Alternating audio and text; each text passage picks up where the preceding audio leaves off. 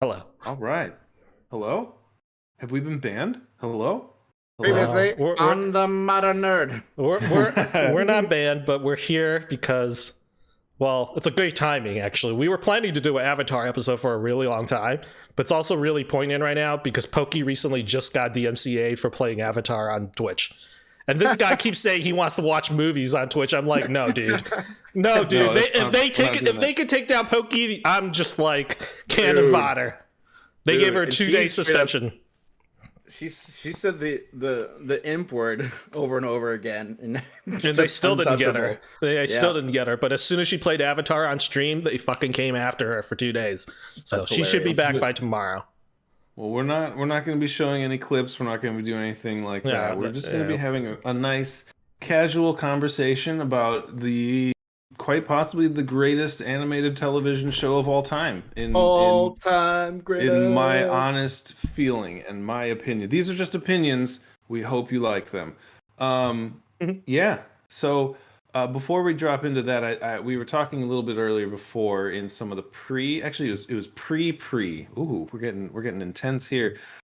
We did have some rumors I would like to go over in the MCU, so we can do a quick one here.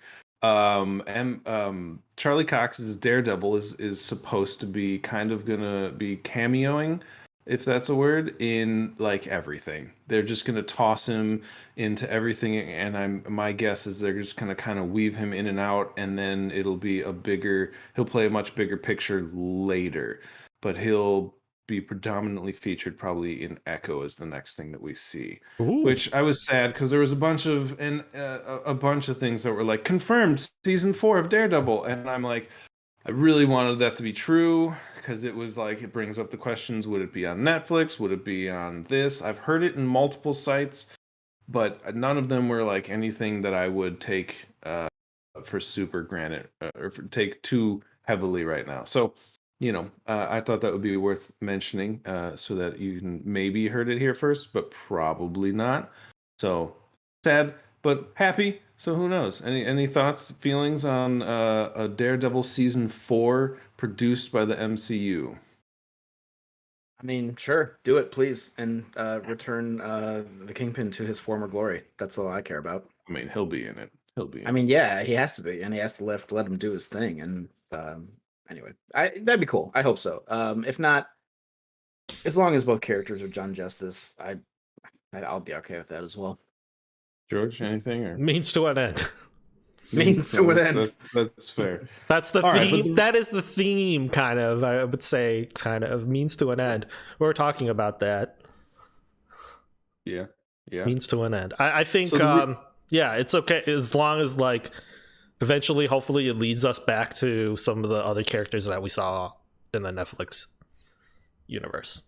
Who I'm Hashtag recast Iron Fist. who I'm more excited about seeing than, to be honest. I like, don't get me wrong, I love Daredevil, but man, the characters that place spawned, like Well, some of them Punisher, are confirmed. Yeah, Jessica, Punisher is Luke. confirmed. Yeah. Luke, So there's that. Jessica. Luke, I don't know, but Jessica. There's the awkward thing where in Luke Cage, where Mahershala has played someone in the MCU already. So I feel like that's another reason they might recast Luke. But he died. Did he? Well, Okay, I don't yeah. know. You know, Marvel shows. Marvel dude. has People that were Marvel really has dead. been You know. Marvel has Fair, recasted fair. people. People have played more than one character in Marvel. It's already happened. So, Yeah, it's but not- in the MCU, I don't know. Yeah, it's happened. Who? Who? Michelle Yeoh's Oh, played Gemma- somebody twice. Michelle Yeoh's played Who? somebody, and Gemma also has from Captain Marvel. She's now in Eternals too. True. Okay. Who's Michelle Yeoh in? Michelle is a Guardian of the Galaxy, one of the original ones that with Sly Stallone yeah. and Yondu. Oh, right. They never followed through with that. Yeah, exactly. Okay. That's the second one. In Shang-Chi. Oh my She god. teaches them. Wow, blanking out Yeah. there, yeah. Yeah. Someone her else aunt. didn't That's the aunt. however you say his name, Jamon Housen? Who? Him. Yeah. He's got because he's in Captain Marvel and he's in Guardians of the Galaxy. It's the same character. It's the same character though. It's the same character. That's because Captain Marvel takes place before the events of Guardians, so that's his character. Yeah, Ronan's in it too, origins. actually, and Ronan's actually in Captain Right. Marvel's played by the same person. It's, what's his name? Lee Pace. Is it really? The same Yeah, he character? comes back to do. That's the whole point. See, I'm just kidding. I've heard her. Tim can't take anyone on their word, so he has to make sure. Oh, mouse. Oh, I just thought he was a Kree, like blue in that, and not in Guardians. That's my memory of it. Anyways, Anyway, You done misremembered, son. the real reason we're here, ladies Yes, and please. gentlemen, let's is just bring Avatar, me back, please. The Last Airbender. This show has changed Only way the Avatar. it changed everything for me. Honestly, I've watched this 5 or 6 times myself and just killing it. Did you watch it live when Every it first single time. aired? I did not get a chance to. No. Maybe young I when might. it came out. No, We weren't young. I didn't. I No, think we were not young when it came out. I mean, It came out while I was in, I it was think, like college. 2007. I thought it came out 2001 through 2003. I have it right here. We were not young when it came out. I watched it when it came out. February 21st, 2005, and finished July 19th, 2008. So I was outside high school. Oh, Yeah, I was outside, well out of high school, and it was during like my final college in my years. 20s at that point. Yeah. Yeah. I think I saw like some of it like on channel surfing and that kind of stuff, but for the most part, no. The only one that I saw live was Korra, which the first season. We'll get into that later, either a part 2 or a second half of this podcast. But it was good television and good intrigue. Season 1 of Avatar: The Last Airbender. For the longest, it was the one season that I didn't rewatch just because I love Toph. And season 2, I think, is phenomenal and some just great writing and incredible progression for characters and everything. And then I started rewatching season 1 and realized it has like it without the foundation, you have nothing. So, we can go all the way back, ladies and gentlemen, to the way back. The Boy in the Iceberg, season 1, episode 1. We're not going to go one episode at a time. We're not going to do that. Not at all. I don't got the time for that. I'm sorry. I'm about to get my chair and sit down. When you first meet, Sokka and Katara, and they're fishing, and they obviously break him out of the iceberg. And in the first season, for the most part, they really are focused on like these are children. Like you're seeing them as an 11-year-old, a 13-year-old, a 15-year-old, however old they are. You can see that kind of kid mentality, wanting to hold on to youth and not have to step into these larger roles that they are pushed into, because they really are having to take on the world on their shoulders and get through it. So it's a really different kind of feel from this one all the way to the next ones. So, we really have a lot more of that going on. Meeting Boomy for the first time, the Kyoshi Warriors for the first time. You get a ton of stuff in there. Dan, what are some of your favorite episodes and moments in the first season? Okay. Yeah, I'm with you, Tim. It's you're kind of have it in your head as like the weakest season of the 3 seasons of Avatar, and you kind of reluctantly go back. But I don't know. Maybe now the first, I love it. Right. I will still say the first few episodes, you're kind of like, you can tell they're still kind of breaking out of their shell. If anyone's ever watched the unaired pilot, you can kind of see there's still elements of them like finalizing what these characters are really going to become and the ones that we know and love. And they're not quite there yet. Even Sokka, arguably, his character progression kind of speeds up a little. He's a fucking stick in the mud early, and you're just like, what is your deal, dude? And like making Katara seem like the chill one by comparison, which is hilarious. And it's I mean, by the end, you are, his romance with Princess Yue. I mean, I kind of feel like he never really got over Princess Yue, to be completely candid. I don't know if I can be as bold to say as like she was the one for him. But it kind of feels that way sometimes. It feels like no one really came, like, I love Suki. Don't get me wrong. She was awesome and she like showed her worth. But like something we don't really like notice or talk about is he like pretty much kind of forgot about her and like moved on. And by chance, when he's going to rescue his dad in the final season, Suki happens to be there and he's like, oh, hey, right, yeah, Suki, oh, I'll rescue you as long as I'm like right here right now.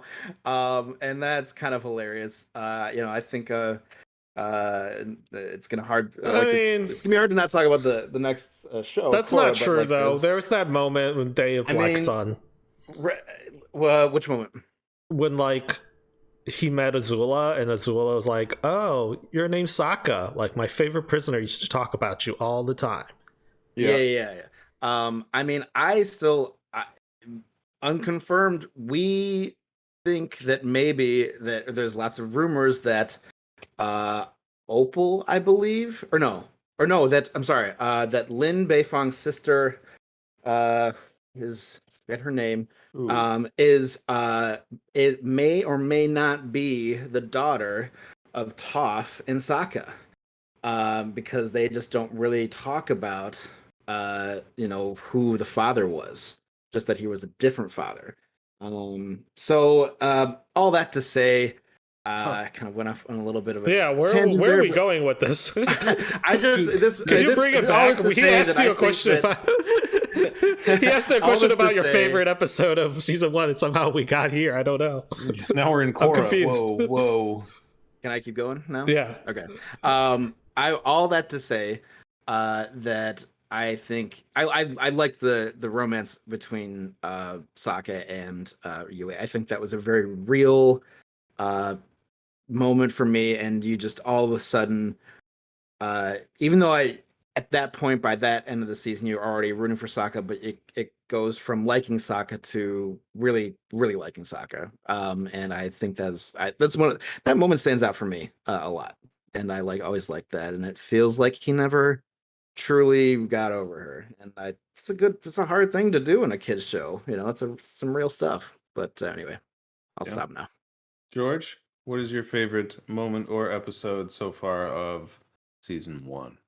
I will say season 1 does, I agree with what Dan said. It in those first few episodes, it does seem like they don't know what they're doing. Like they're just still trying to find its footing, right?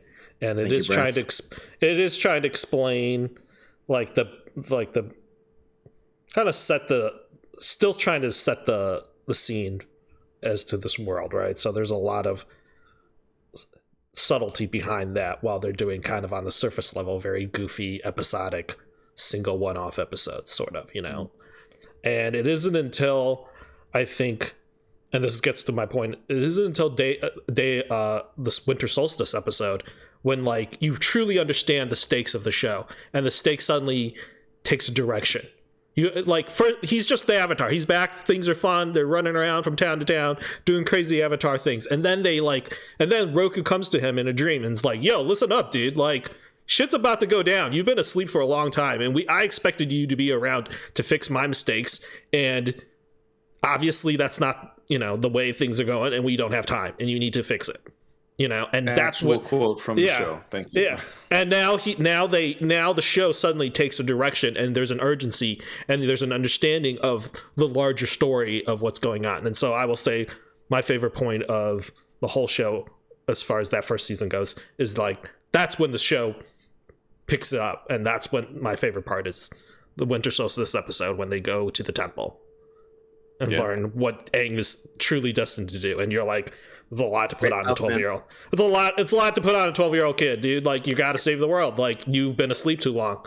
Like he didn't. I think Rokyu's plan probably was that like Aang would have time to train through this period before the comet came, because he knew it was coming in 100 years again. Like, you know, he thought there would be time, but yeah. Aang ran, you know, Aang ran from his responsibility, and it's a lot to put on a kid, right? And it's the same thing. I mean, you know, it sucks because I don't, you know, they always, there's that thing they do in TV shows where like he ran or like it's his fault. Like, I mean, he was going out for a ride to clear his head. You know what I mean? He was he running away for real? I don't think they really say explicitly. Dude, every kid's ran away. Every kid has run away before. You know, I mean, it's never serious usually. But like he would run away for what? A week, 2 weeks before his conscience kicked in? A day. I don't think. Yeah, not even. He would have come back really quickly, I think. Maybe it's more than a week, you know, but it doesn't matter because he was going to come back, and because he is Aang. He feels responsibility regardless of how much he wants to be a kid, and we see that play out with him throughout the show. He is constantly in a battle between wanting to, you know, enjoy life and be a kid, and still carrying the weight on his shoulders. And it's almost like a complete character change when it kicks in for him. You know, it's and that's funny because part of the culture that he's raised in is to live a slightly more ephemeral like lifestyle. You know what I'm saying? Yeah. Not being tied down, being very like a nomadic, because that's the Air Nation. That's the culture of being like not enjoying life in the moment, and then on a spiritual level not being tied to. And like, you know, that's like a very Buddhist teaching, and that's what they were. This possessions of the earthly, you know, world. Yeah, is to be spiritual, and then to enjoy the time you have here as much as you possibly can, and live life, and then like experience as much as you can is kind of the thing. And for him to not have to just kind of put that aside and also be of the world because he has responsibility as the Avatar has always been kind of the duality of who Aang is. And I think that first season kind of really sets it up perfectly in that way. Yeah, you know? They do. They do say, and I don't. It may be later in like the second season, but but when they definitely get into it about Aang running away. Like he legit was like, "I'm good. I'm done. I don't want to do that." So, the character that we get to know that he eventually becomes is the one who is that person that will always come back. But in the beginning, he isn't that kid. He's not that person. He doesn't have those morals. He learns those lessons and everything through the course of the show. So. But it's more to the point of like, that's fair. It in the moment, the decisions you make have an impact. That's really more the story and moral impact of the decision. Like, yes, maybe he would have come back, but the fact is he left, and these things happened because he left. Regardless if he was going to come back or not, he got caught in that storm. He got, you know, boy in the iceberg and you know, became the but you know, kids, man, it wasn't. Everyone's ran away from home, dude. Right. Everyone's ran away from home at some point, you know, and been like, you know, sometimes you get to the end of the block and you're like, oh fuck, yeah. But sometimes you get a little further. Realize you can't cross the street alone, and you go back home, and you're like, all right.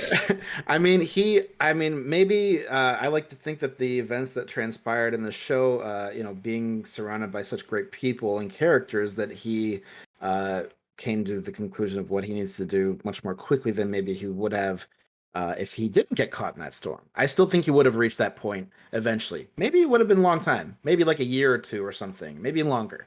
What an interesting thing if we could watch that alternate universe take on Aang if he never. I mean, who knows? Was the boy in the iceberg? They're doing their own network, so yeah, we'll see. Yeah. Boy. So these are all really interesting points. When we all kind of agree that the first like 3 or 4 episodes are just kind of meandering around, and what you got in the beginning is you got the boy in the iceberg, you got the Avatar Returns, where I think they first meet Zuko, like the gang meets him early in the second episode. Yes, they capture him. Yeah, and then you got some cool. My favorite part is like, you guys have never fought an airbender before, huh? And then he just destroys them in the hallway, and you're like, that was so amazing. I love Aang. You've got the Southern Air Temple where they go, and you really have that first moment of him hitting the Avatar state, and he sees for the first time like the severity of his actions because he sees Monkiatsu He's been in the avoiding corner. it.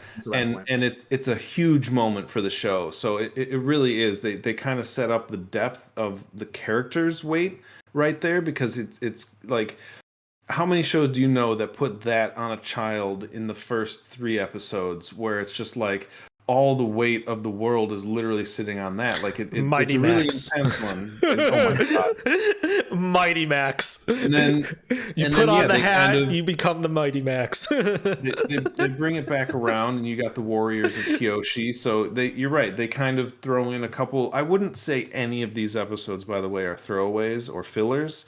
I think they all do, when you rewatch them, play a point to the story, or at least to the characters. Like especially the Southern Air Temple being so early and having such an impact on him. Like, you see that flashback from the temple many times in season 3, when he is unlocking his chakras, every time he goes into the Avatar state, and every time he thinks about it, like, because he loses control in the Southern Air Temple, and like everyone gets real terrified of him, and he swears he's never going to go into it again if he can avoid it. Which, spoilers, obviously by the end of this season he does go into it and becomes a really awesome skadoosh giant water. Oh yeah, I forgot about that. He turns into Jack Black. Wait, what? Yeah, a giant skadoosh. Oh man, I forgot about the big fish. Dude, and yeah, can we ride the giant elephant koi? It's such an Aang thing. It's so great. Right. I think my absolute favorite of season 1 is the Blue Spirit. When you good first episode. I'm the Blue Spirit. Right, but like you first kind of, because like that's when they capture him, right? And yeah.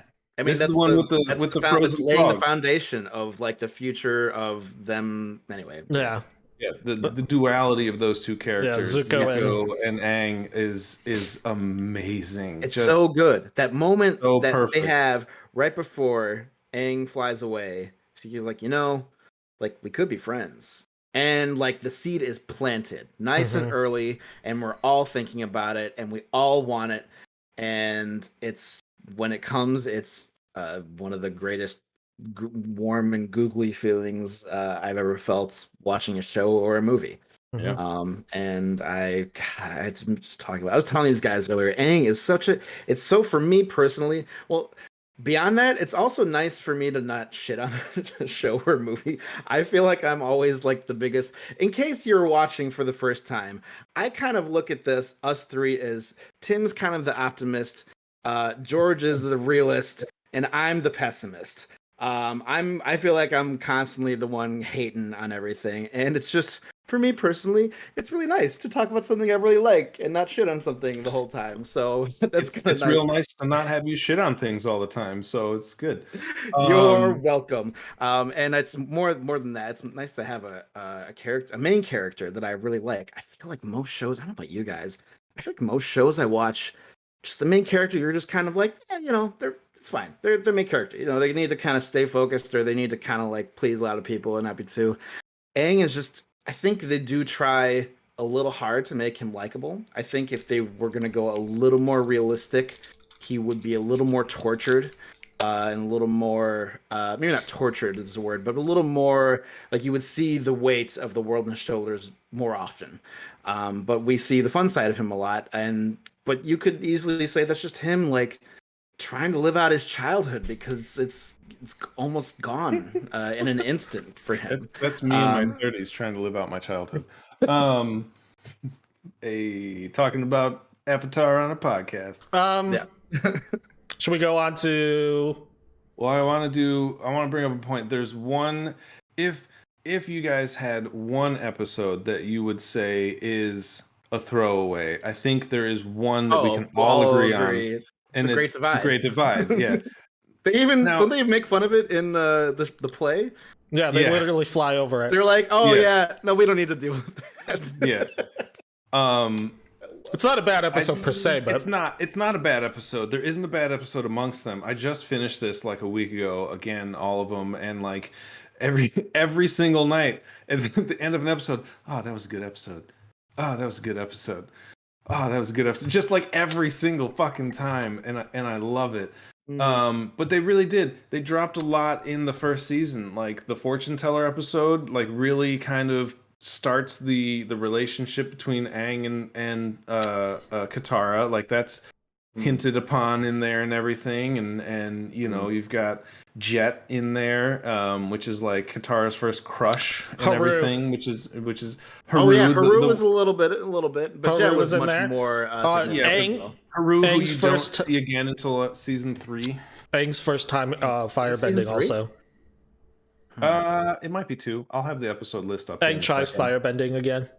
Oh, for the first time, Aang tries the firebending for the first time. Important part of which Aang's kind of progression as a molds character.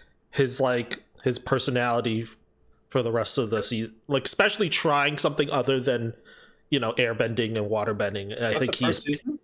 Yeah, it's when he tries to find whatever the master is, the master of firebending, and he accidentally burns Katara, and that's a great. It doesn't just change how Aang moves forward, but it kind of you can tell it changes how he views firebenders. Yes, firebenders and firebenders, and then Fire Nation, and it's not just like this evil. He sees that it's they've probably hurt people that they love themselves at some point in their lives. I think it gives him more into Zuko. Yeah, it gives him an eye into Zuko's personality also. Right. As I mean, firebender. the second, like a few minutes after he burned Katara, like he was thinking about how Zuko got that scar probably. And even if he didn't know how he got it, that it was from another firebender. And I think that's an important part of Aang's development in his empathy. Exactly. Which is a huge part of Aang, and another reason why I like it. Feels not only his respect for firebending and the Fire Nation, but also his just genuine fear of firebending. And I think from there on in, you would say he almost has a fire phobia. Like he's not he's just not comfortable with the idea of even trying it ever again. Right. So, I mean, you can tell he's a talented bender and that he messed up, but that's also that alludes to how he feels about Katara and how protective he is of her. Yeah. That just the mere thought of even accidentally doing it to him is enough to make him not want to ever do it ever again. I would say it's very interesting because I wonder how important it is, because we know the way the Avatar is trained is how important it is for them to learn the bending in that specific order per Avatar. Oh, interesting. Yeah, in order to teach them how to better control all the things that they are supposed to without learning the other ones first. You're not ready for this one. Do you know what I'm saying? So because of the personality Aang had, he had to learn how to slowly do water, which is kind of very similar to airbending, I would say. And then he had to learn water was his easiest one. Water was easy. And then he had to learn how to conquer something like earthbending. And then only then did he have full control of who he was. Was he ready to master firebending? And maybe that's the way that every Avatar learns in that situation and learns in that circle, is because in order to forge your personality, you have to learn those in that order specifically. It's not in that order specifically. It's to each Avatar's personality. Right. So, because in they say it in both Korra and in Avatar that it's the element that's the most opposite of their personality is going to be the hardest one for them to learn, which is why air or earth is the hardest for Aang. And even though she's a waterbender, Korra's hardest is air because she is stubborn and hard-headed, and she's not spiritual in that sense. Yeah, she's not spiritual in that sense, so she has a harder time with that. So it's not opposite of their specific element, it's opposite of the personality. Yeah, because it's more about who you are, which I like. At first I thought it was opposite of your sign. That's what I thought too. Your element, but it's opposite of your personality, which they say it early in Korra and they say it in Avatar. So I'm now into this. I'm still in the first season of Korra right now. So hearing it fresh, I'm like, oh, okay. Yeah. Okay. But I think cool. it makes sense that they learn these things in specific order to teach them control of that of the next thing that they're about to learn. Because if Aang didn't learn how to fully control earthbending and conquer his earthbending, like he wouldn't be ready for firebending because he wouldn't have that confidence. Yeah, he totally approached firebending he was like, let's go. Like now we're ready. Like now we're ready. Like stand your ground. Like I'm ready. Yeah, totally. God, what a great episode. Yes, Shifu Hotman. Shifu Hotman. Oh my God, all right, let's go. We're moving on. I wanted more training episodes and like philosophy of bending and the mentality. But anyway, yeah. But season 1 ends with one of the more with the episode where the waterbending master, where Katara is trying to learn from Paku. In the end, and he won't train her because it was the girl essentially she's a woman, right? And so it's great Katara episode. Yeah, it's a wonderful episode all around, which I think it's crazy because like it was written in 2005 or even pre that, and it's still so relevant now for equality and like breaking down these social barriers, and it's just amazing to like see that and be so poignant in a show that's shown for kids, especially to really give it to them early, and then they can grow up as a more well-rounded human being. Especially knowing where like Katara started at that point as a waterbender to where we all know eventually she ends up considerably maybe one of the best. Hot take, she is the best waterbender. She might be that you've seen. Maybe it's hard to say, right? So she might be one of the best waterbenders we've ever seen. So it's interesting to see that, and so it's great to see. I do not understand the hate for Katara. I get triggered. There's no hate for Katara for me. In the online communities, she gets shit on. Sometimes. I mean, she's a little preachy from time to time, but I mean, you need. But they make fun of that on their own. You need that. Yeah, they do exactly. Which is why it's part of the character progression, which is like half of what we love about. Actually, it's 90% of what we love about this show is just the character progression because it's so lacking in so many other shows. Yes. And it ends with what's his name? What's that guy's name? General Zhao. Oh, Zhao. Fucking Aang just destroys this dude and grabs him off a bridge and sucks him into the ocean. And you're like, all right, that guy he just murdered someone on a child show. Admiral Zhao. Spoilers. He's not dead though, right? Spoilers. He's not. He makes a cameo later. We'll get to it. Yeah. We'll get to that later. Okay, so then we go into season 2, arguably my favorite season of the show. The pace picks up so considerably quick right off the bat. You've got, and I'm just going to go over a few of them. We can kind of go over these as we like. You start off with Avatar State, which is not my absolute favorite. They want to go back to Boomy. Let's just get to that. The idea is they're trying to get back to Boomy to Omashu to get so that because he has to learn in that order. He wants to get back to Boomy so he can learn earthbending. That's the idea. One of the best episodes, and it's the Cave of Two Lovers, and it's the path they take to get there. Is this your episode of the season? It's so. Are you calling it? No, it's not my favorite, but it's the one that all of us will have ingrained in our heads and minds for all of eternity. Yeah, because it gives us Secret Tunnel. True lovers. Love it. So, and I turn that into like everything. Anytime there's girl, she only leave you broken hearted. Anytime there's something secret, it becomes that tune to whatever it is. I have to say, I was not a huge fan of that episode initially. I would say you guys kind of brought that around and made me kind of like just embrace the goofiness instead of be anti-goofiness, and that let the Cajun get you down. That episode is like a callback to the first season. Because what do you mean?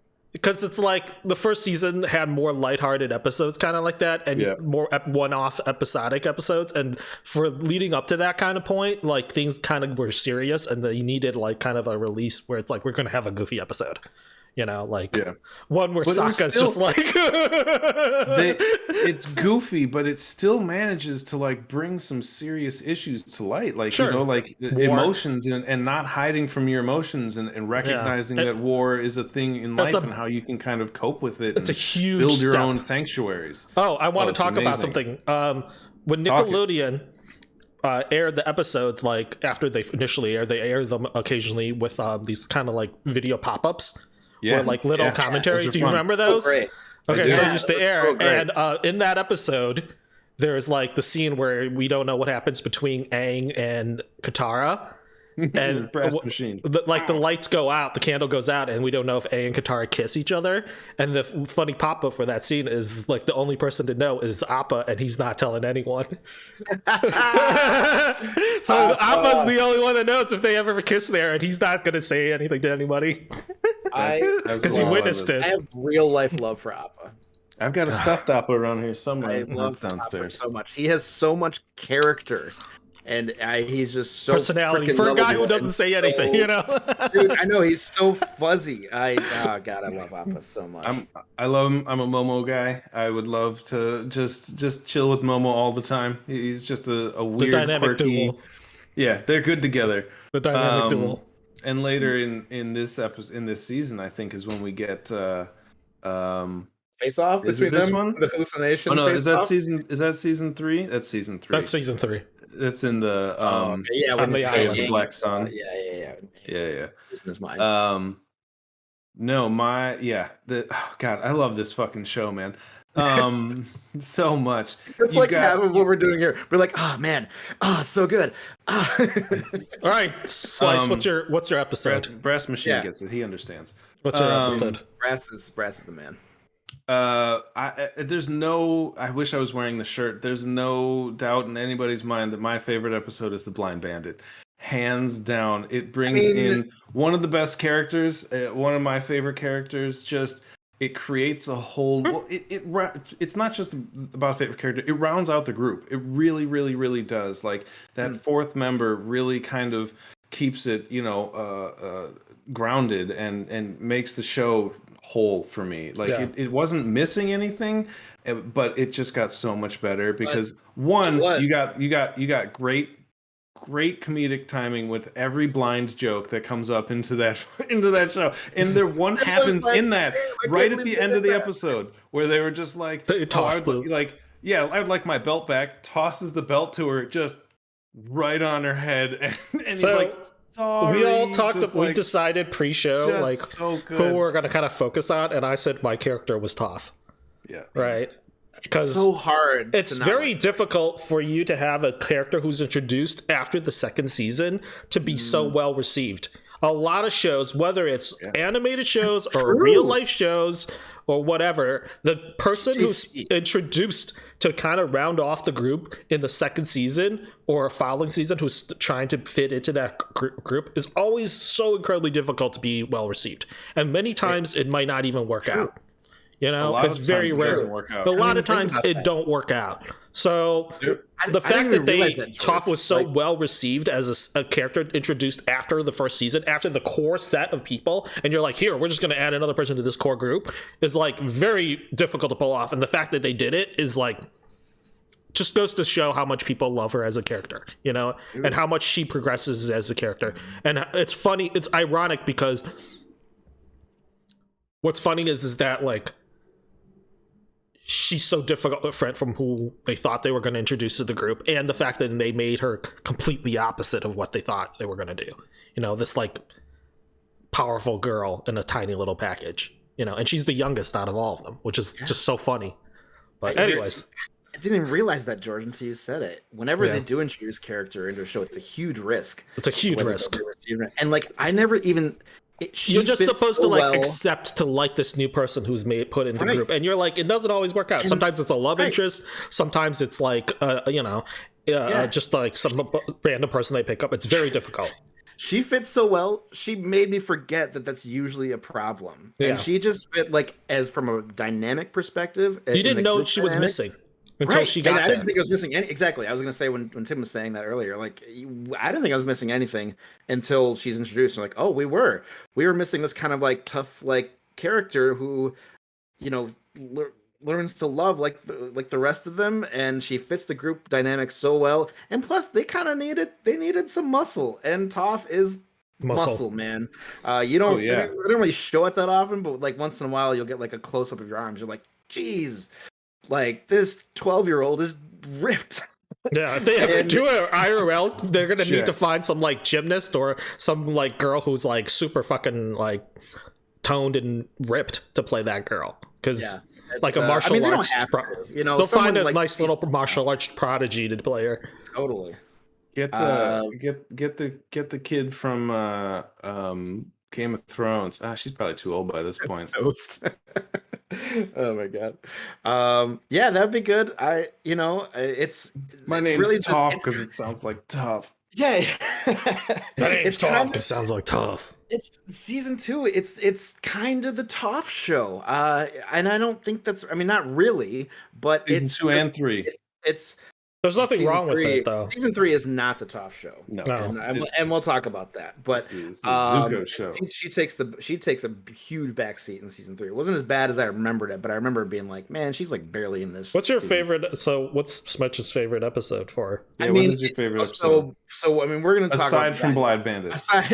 Because like, if you know us three, we're former wrestling fans. The Blind Bandit is a wrestling show. Which like, the Blind Bandit is. Who's the character's name? The Pebble. No, the Boulder. Who is a play on The Rock, voiced by his former tag team champion partner Mick Foley, which is just like my favorite. Like, you're just like, that just got meta. Like, dude, so good. Like, you're like, what? Like, it's mankind doing an impression of The Rock going, the Boulder is gonna put a rock in your face, or whatever the hell he said. It's so in the dirt. And then water tribe, dude. When they do it's the invention of the water tribe. Like, that show has everything. It has the people who don't even know what's going on, like Katara, like, this is so weird. You guys are crazy. And then it cuts to Sokka, like, and then there's the heel guy that comes out, and it's Fire Nation Ned or whatever. He's waving the flag. He starts singing he's like, Fire Nation, but they're booming the heel. It's a dude. Wrestling. And then they boo Aang, and Katara's like, don't boo him. Yes. Boo, no talking. Yeah, it's great. So good. It's so good. It's been hard not to talk about that episode, but that episode aside, which I'm sure we're gonna talk about a little more, it's got to be the training episode. Sifu. Hard work. It's such a good. Is that what it's called? Hard work. Bitter work. It's such a good. I love it when they talk about the philosophy of bending in this show and how it doesn't just apply to, it applies to everything, and like there's a whole mentality thing for Aang overcoming that. And I almost wish they explored that a little more with other elements. I know, they touch on it a little bit, but it's, when we get it, it's just this great little nugget of like wisdom and like philosophy on the show. And the actual episode itself kind of drags a little bit, a good portion of it. Sokka is just talking to this little. Oh, it's so good. It doesn't drag at all. Wrong. It's just kind of like, it's like, what stuff is happening, and then it's just Sokka just like, hey little guy, yeah, you're cute. All right, sorry for wanting to eat you earlier. Meat. I mean, if you let me out, I will give up meat and sarcasm, and that's pretty much all I have going for me. I'm Sokka, the meat and sarcasm guy. Like, it's just so good. And sarcasm guy. They do it. Brass machine avocado toast. Like, they're bringing up the one person we haven't said who I'm shocked is Uncle Iroh, who is the backbone of this show. The late great Mako, who was the voice, which is a great tribute in Korra that one of the main characters' names is Mako. So from the vine, so fun fact, so slow. Like, make me cry.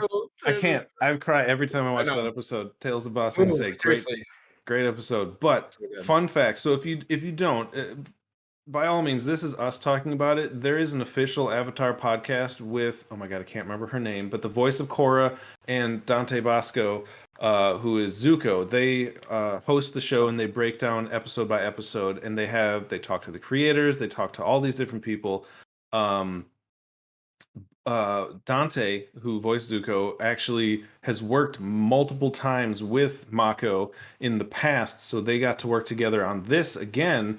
And he just like he has nothing but like praise to say for this guy. So if you get a chance, Oh my God, right. Avatar: Braving the Elements is the show. It's wonderful. You get some really deep insight. It's way deeper than we can go on this one.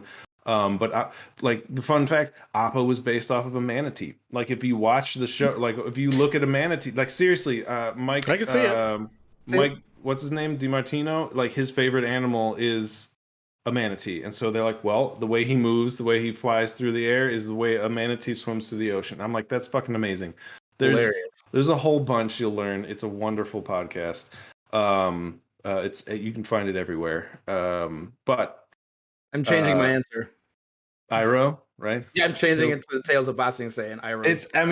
It's a wonderful. It's so powerful. I don't know about you guys. When you go back and watch, like, name a Pixar movie you cry at. I say all of them. Yeah, I mean, revisiting them, it's never quite the same as when you first watched it. Every time I watch Iroh's Tale, I'm like holding my body together from like full on sobbing. It's just such a beautiful moment, and I think we have to confirm this or not. I think that was the last episode he recorded. Like it was the last one he recorded, but they didn't. I don't think they recorded him in order because he does, I think, appear in the last episode or two. But it was recorded before that. But this is definitely the last season that he is the voice. Also, fun fact, the guy who replaces him in other animated shows that he was the voice of. He was the voice of the villain in Samurai Jack. Is the same actor that replaced him as the villain in Samurai Jack. Really? Oh, yeah. Man, so like there's nothing but respect. I mean, it's a white dude, but it's nothing but respect because he really he did his best and he cares about the actor and the character. I don't know about you guys.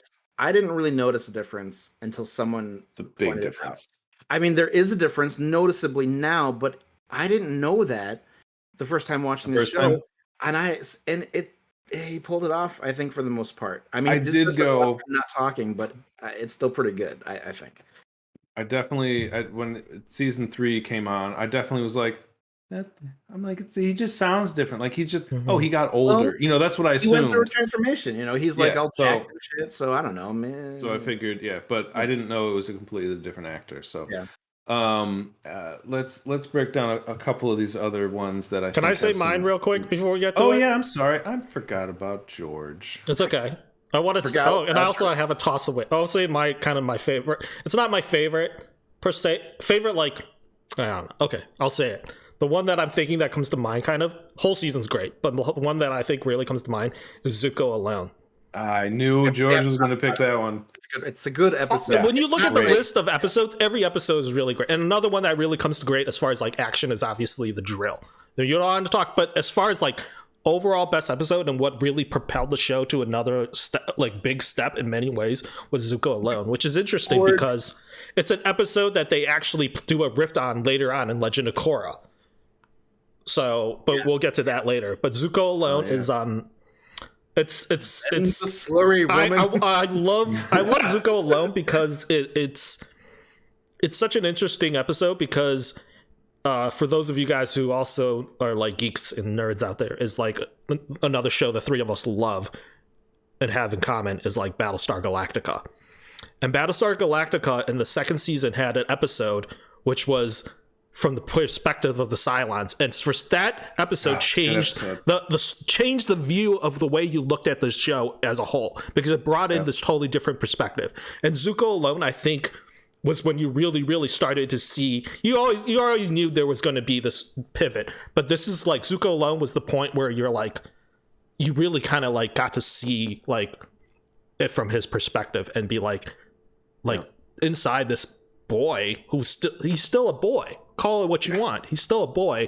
Like there's this so much angst and heartache, and it's in the beginning it felt like it was a caricature and a trope, but the truth of the matter is he's dealing with a lot of fucking heavy shit.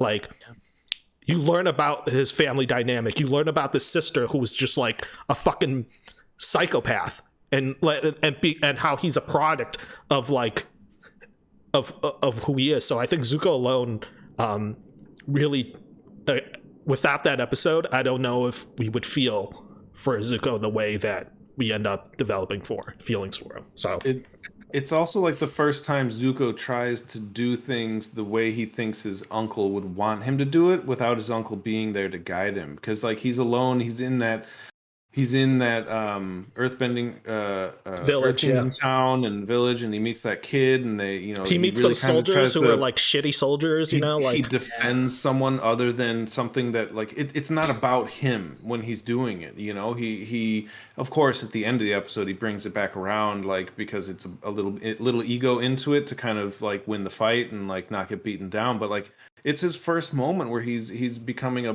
public defender, you know, like taking after this family and trying to help this town a little bit, and he still has some work to do, and you know he still kind of is a little hot-headed by the end of it, but it also shows, I think it kind of it's great because if it were to just progress forward, you may end up with Zuko earlier wanting to join and finding his way and not having as much struggle, but when the kid rejects him, when the whole town rejects him after he finds out he's an earth or a firebender, really gave him a whole lot more perspective, and it stunted his growth as a character a little bit, because he was like, oh, I'm always going to be something that these people hate. I'm an earthbender, or I'm a firebender, and the world hates us right now. Yeah, like, his reputation will always precede him. Even those people in the Earth Kingdom who have every reason to dislike his father know that he's the disgraced son of the Fire Lord, who his own father was the one. Everyone knows his own father is the one who did that to his face. Everyone, you know, it's like to live with that shame and to not even have your enemies know that shame and that hurt.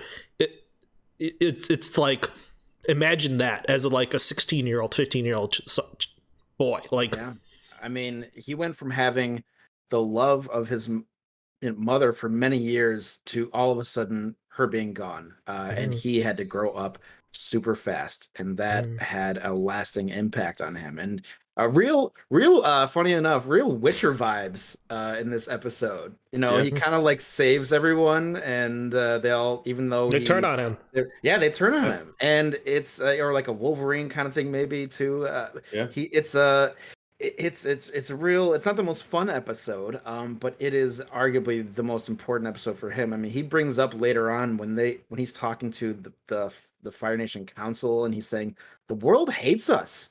Yeah. I've seen it firsthand. Like, none of you know. Like, you think we're all just great here sitting in our room, like we're doing great things. That's not how we're viewed. And that's an important part of him for eventually becoming, spoiler alert, like the leader of the Fire Nation, already having arguably having more wisdom than anyone else in that room at the full age of 16 or whatever.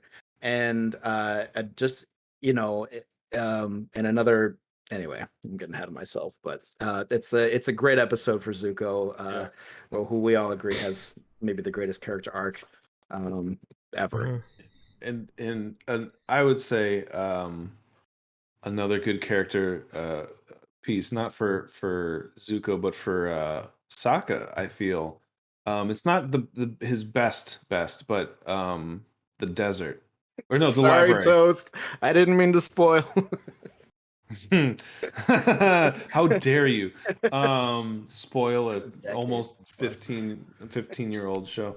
The library for me is a great episode, and Sokka really gets to kind of drive home, like, you know, he really is the idea guy. He's the planner. He's like an unofficial kind of leader in a sense. You know, Aang is like the one who is like destined and everything, but if there was someone who has to like lead as a group, I feel it's Sokka who's the one who's taking on all this stuff and really making sure that you know, they're staying on a plan and they're doing everything, and they drill into that at the beginning of this episode, because it's all about like he wants to stick to plan, and like there's no time for vacations and blah blah blah blah blah. No dilly dallying or lollygagging. No dilly. Yeah. But that's what he suggests that they eat while they poop. yeah. Which is just ridiculous. But lollygagging.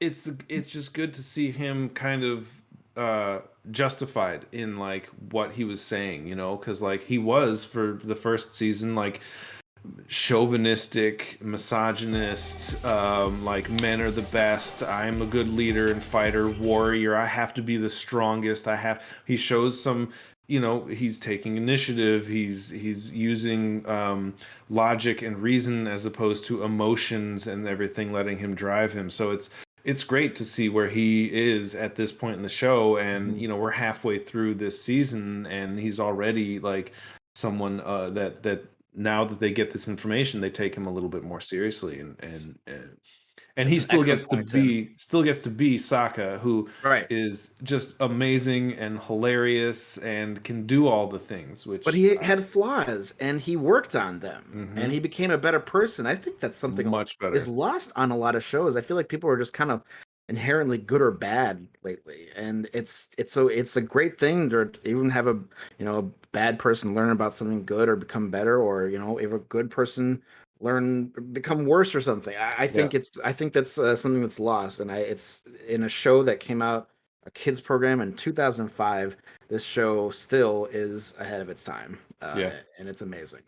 And like, if you go back, like speaking of to your point, which is a great point, that like characters, like too many shows and people and characters don't have enough progression where they learn from their mistakes, and it's seen later in the show. It may be like referenced, but it's never like used. Like I rewatched Friends like for the third or fourth time, and like they're the worst fucking people on the planet. Like they do horrible things to each other, and like they don't learn. They stay the same, and they keep thinking that they're just gonna do what they do, and they're the best people that they've ever met, and it's amazing.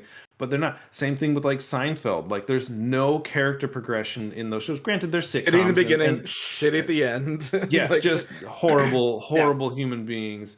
But like you see something like this, which is for children. Those shows are for adults, and this has so much more sustenance to it. Substance, something you can grab onto and really like find and use like in your daily life, and take these morals and values and apply them to everything we do now. And it's 15, 16, 17 years later. It's just brilliant fucking writing, and I couldn't be more excited to get more from them in their new network and everything like that. So, and I've read a bunch of the comics and all the behind the scenes, so like I haven't finished all of it, so I don't know what happens to Zuko's mom. But let's not jump the gun.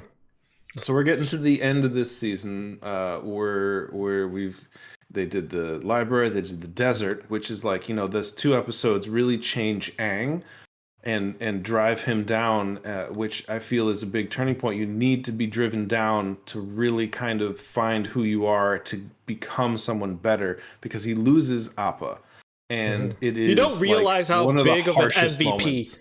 You don't realize how big of an MVP Appa is until he's gone, because you don't realize this guy has been literally carrying them like from one end of the planet to the other this whole entire time.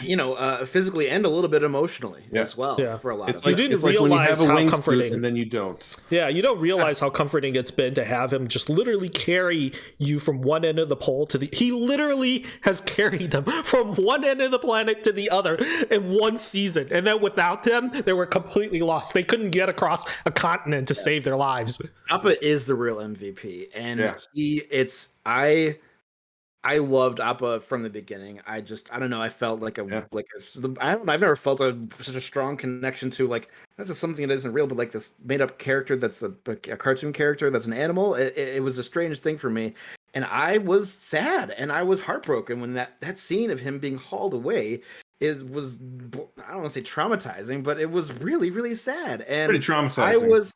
I was kidnapped an animal. Yeah, I mean, I was with Aang. I was not. They're like, Aang, you need to calm down. I'm like, no, don't calm down. Like, fucking be pissed. Like, he's your buddy, and he was doing all the work, and he was doing everything, and So I definitely was mirroring Aang's reaction to the. It's a good episode. It's actually a great episode interaction between like.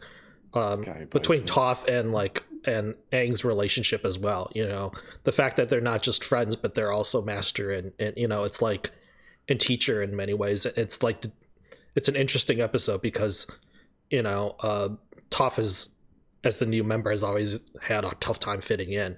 And it's like Aang threw that in her face, like, oh, you never liked Appa, blah, blah, blah, blah, blah. And like, you don't enjoy flying, which is our like main mode of transportation. That was the first time, we see a real role reversal between the two. Instead of Aang, Aang usually being the calm, cool-headed one, him.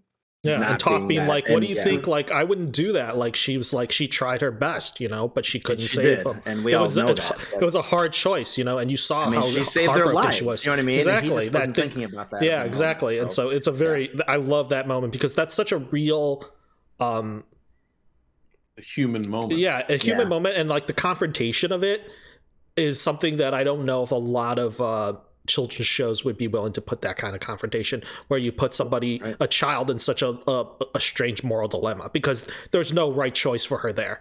She either goes after Appa and then like risks letting the rest of the team die, or she saves the team and hopes to God they can find Appa later on. It's like, she made the right call. It was a split second decision too. She couldn't do anything. She was trying, and it's like, a rock in a hard place is not a decision they usually show in a children's show, and that's Sorry, that was it's a great moment for Toph as well. Mm-hmm. I mean, showing I was getting hauled away. She's like crying. She's like, "I'm sorry, Appa." And she gives a shit. Even though it's not even like one of the people she's with. It's just an animal, like a pet of one of the people she's with. She doesn't even like getting on. She hates getting on Appa. Yeah, but she was heartbroken, and you could see that. Like, I mean, if she wasn't, fully in before, she was in fully at that point, and she was gonna go with them no matter what they had to do or where they had to go. And I think you kind of were toying with that for like a portion of the season. Is she gonna piece? We knew she wasn't, but it still is an important part of her character progression. Also, cactus juice. I was like, can't find out the cactus juice. Sokka and the cactus juice. We have to talk about the last two episodes, mainly the last one. But you've got the Guru and then Crossroads of Destiny, and the Guru is a great one. Going back to what we started talking about in season one, which it's like we were talking about it like a year ago. It was 20 minutes. It's Aang going through the steps to unlock his chakra and getting to that final one. He has some issues with some of the other ones, and even one of them was like, that opened more like a babbling brook, and we wanted a river, but and but and plus like onion juice and bananas and onion juice. What in the actual fuck? Where is that? Is that a thing? I don't know. It's so random.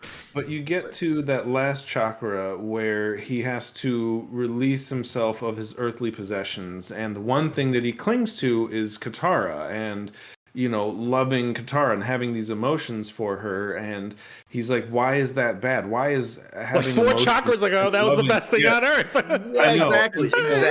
And then again, it brings it around to the balance of who the avatar has to be. Like it and he does kind of, if I'm assuming, like the way it was before and the way it is now, like he kind of changes the way things are done. Like he's like, I'm going to still do this, but I'm going to keep and hold on to my emotions for her. But like you see that, like, obviously avatars have loved in the past, otherwise some of these people wouldn't exist. I mean, hell, they're fucking Zuko and Aang are technically related, so don't forget about that, which is a great episode. I forget about that frequently. But like him wanting it, so it inevitably he says, no, I'm not going to let go of Katara, and he blocks the chakra, and he can't get into the avatar state until he releases it. It's not completely, it's weird because he says it's locked forever, but then like in the next episode he just goes into like meditates and then is like, I'm sorry, Katara, and he does the whole thing, which that episode alone, like, again, great character development for Katara and for Zuko. Great action. They're in that prison. They're in that little beautiful like action crystal room, stalactites, crystal with the river, water, and like you see the vulnerability. She unleashes. It's so good. Oh my god, it's just it. But like the prison when they're talking, like and how she's about to use that water from the South Pole, North Pole, wherever.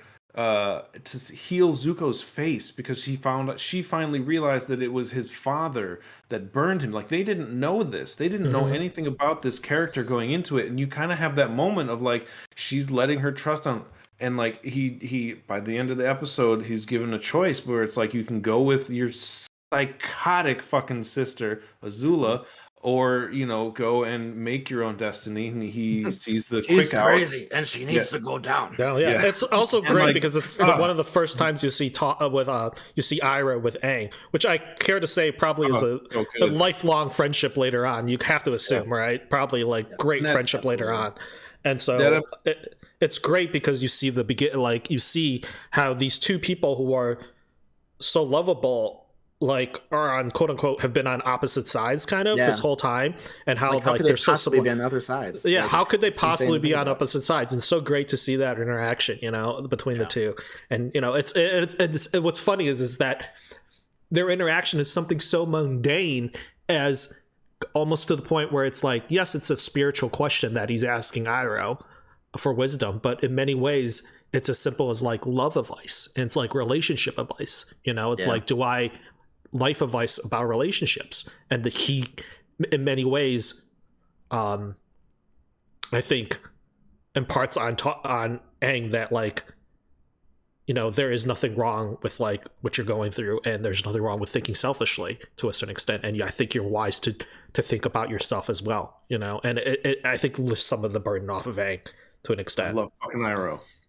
So and a great moment in George's favorite episode of Zuko Alone is that's the second episode we have Toph, and Toph actually like storms off in that episode because she's carrying, I carry my own weight and blah blah blah, that whole argument, and she runs into Iroh and she has no idea who they are, and they have this wonderful conversation, and she gives he serves her some tea advice. Oh, the tea, and it's great. And like it goes to show that like, and we'll get to this again later, but like Toph is the only one in this group that can see people for who they actually are, because she doesn't judge them by what they look like, and she doesn't know who Iroh is when she just knows this kind man helped him. Everybody else will know who he is just by seeing him for the most part. Not everybody. He has a reputation. So it's a beautiful moment for Toph, and it comes up in this episode that we're talking about now, and it comes up in the episode. God, so many in Lake Laogai. It comes up in like all of these different episodes. That one moment that is like 20 seconds long in the show is like such a huge impact on Toph as a character, which I loved. And so what 20 seconds is a big deal for her? When she's having tea with Iroh. Oh, okay. And so we get to seconds. It was a super short scene, but we get to that. Zuko makes his decision. Aang enters his to the Avatar state and bursts out of his little crystal bubble that he's in, and is about to just rain hell on everybody. And Azula, being the fucking mastermind that she is, basically just waited. Zip.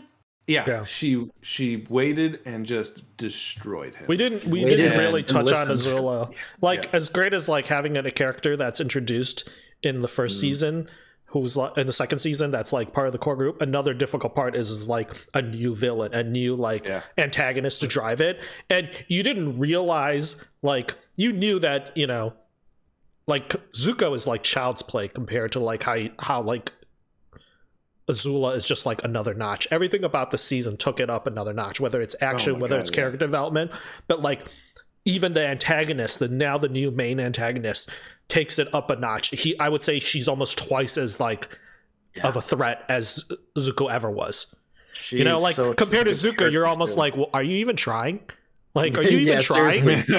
She makes him look like he's like half. Yeah, like, are you even trying? And you can understand like that relationship she has with Zuko is like, it's so beautiful. Like, it's part of the character development of both of them is great. So I think one thing I did want to touch on before we move on is in terms of fandom and shipped couples who don't get together, hands down the most shipped couple on this show that does not get together is Zuko and Katara. Like, it's Zutara. Zutara or Katarko. I just made Zutara. that up. I don't know. We'll go with the first one. But it's Well, that's what they call it. That already. every time I watch the show, I buy into it just a little bit more. Now, my love for Aang still trumps everything. My love for Katara, and I think they're too adorable together. But the ingredients are there, and it's. I think they purposefully, from my perspective, avoid kind of like a lot of like scenes together because I think even the creators felt a connection between these two characters, especially because of the scene they have where she almost uses the water to heal his scar. A huge moment. And then, obviously the betrayal and like, but that all could have come back around, and I could see a world where those two got together. I still am not a fan of like whatever. May's cool and all, but I still don't feel that May was the girl for Zuko. It was fine. They pulled it off barely, but like it felt like it didn't. It was all right. It was everyone else. You're like, yes, they work. Yes, they work. And you get to them, you're like, yeah, okay, that's. I mean, they work. They just sort of like categorized them and put them together. Yeah, like personalities. It didn't feel completely right, but that's only because you're comparing it to some really great, couples. And anyway, that's all that I wanted to say about that. All right, so Aang basically died. He died. He legit died. They mentioned it at the end of the episode. Really? He said, "Oh my God, I didn't go down. I didn't get hurt. I went down. I died." And then something like that. And then she brings him back with the spirit water. And then we have season 3, which is just season 3. Quite possibly like the heaviest season that they put together with just overall tone. They really drive into everything. Yeah, with what's the first one we got here? It's the awakening after. Go ahead. Aang's trying to get back into the mode he was, and he's Rocky after Rocky 4. He's got damage. He can't get back into the fight just yet. He's lost his mojo.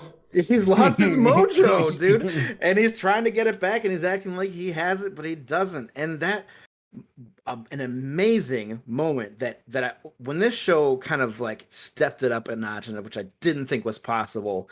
When at the end of, I think it's the first episode where he puts his glider into the volcano and it burns up, you're just kind of like, oh shit. Yeah. Like things are changing and you're still all in, but you're sad. I mean, me, I always say I'd pick flight if I could have a superpower, and airbending falls into that category. And just for me, I'm like, you thought they were going to get it. You thought that things could get low. But you didn't realize how low it could get until you saw that, and you're like, "Damn, dude! Like this is as low as it's gonna get for him." Here we go, man. Like he needs to slowly begin that climb back up again, because it almost seemed like things were finally going his way. Yeah, I know. And it seemed like things were finally going his way, and then he found an earthbending master, and then, next thing you know, fucking Bossing Say falls, and you're like... Dude, and season 3, season 2 as a whole, you're just so excited about everything. And I think it's got the light a little... even though it's more serious than the first season, there's compared to the third season, it still has kind of a lighthearted mentality about it. 2 is Return of the Jedi. Right, and it gets so... No, 2 is Empire. Yes, Empire. 2 is Empire. But it kind of it's like the moment of Return to the Jedi has such more lasting effects, it feels like, of Empire. But in any case, I think as a whole, season 2 is good, but season 3 to me has just some standout episodes that I truly enjoy. Hard to watch sometimes, but it's like the ones that are fun episodes. Not like hard to watch, but just like so much more serious in tone. And so when we do get the little moments of escape where they get to mess around, I think those moments in season 3 feel that much more we needed that. There's not as much really nice. Season 2 had season 2 had Avatar Day, which we didn't talk about, but goofy episodes. It was still good though. It was still a great episode, but it still had those goofy episodes. I think the thing is by by season 3, the Aang taking his hands out of handcuffs, talking to the guys like, "You think so?" Like the showrunners knew. I think by the end of the season, like they knew that like they needed to wrap things up. Like things need to like end. Like storylines need to tie end, and like this is it. Like, you know, that's why it's just us. Yeah, I know. Like those episodes, unfortunately, like so good, had to go. Okay, they could only put in one episode that was like that, you know. And okay, we'll get to it. Let's go. So let's get into it. So before we do ours, I want to ask. Really, it's just what there's whoever's listening and watching along. Brass Machine Avocado Toast, like. Whoever, I want to know what your favorite episodes are. Give me season 2, and then give me season 3 as well. Put it down there, and we'll talk about those as well. But this is a tough one for me, as Dan was saying, because there's just the pacing of this season is so much more intense than the first 2, and it's for me it's hard. I love this season so much. I love 2, but like you're right. Like the more I talk about it, the more I'm falling in love with season 3 than I am 2. Even though like Toph and it's light and it's funny and it's great, which is like very much me. But like I mean, this season is all about character development, and more specifically you get a lot of antagonist character development that you didn't get in the first in when they were around, specifically Azula, Ty Lee, and May. You get a lot more character development from them. You get a ton. This is the season of Zuko, like for sure. It's Aang and Zuko's like coming around and entangling themselves within each other's lives. It really becomes that. So like watch the show like right after this too. I know. Like, so for me, oh my God, it's hard to pick, and I'll mention. Oh my God, God, this is a rough one. It's okay. There's 2, but one for story and development, and the other one for just I love this fucking episode, and it's the Puppet Master. It's just it's such an intense episode, especially for Katara.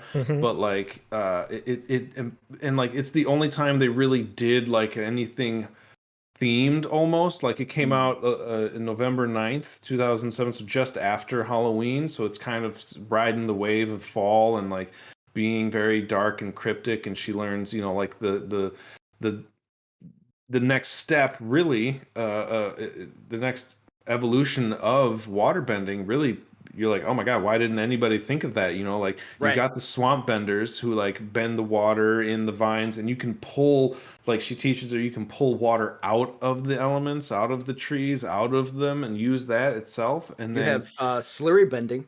Yep, slurry bending. Bend the slurry, woman.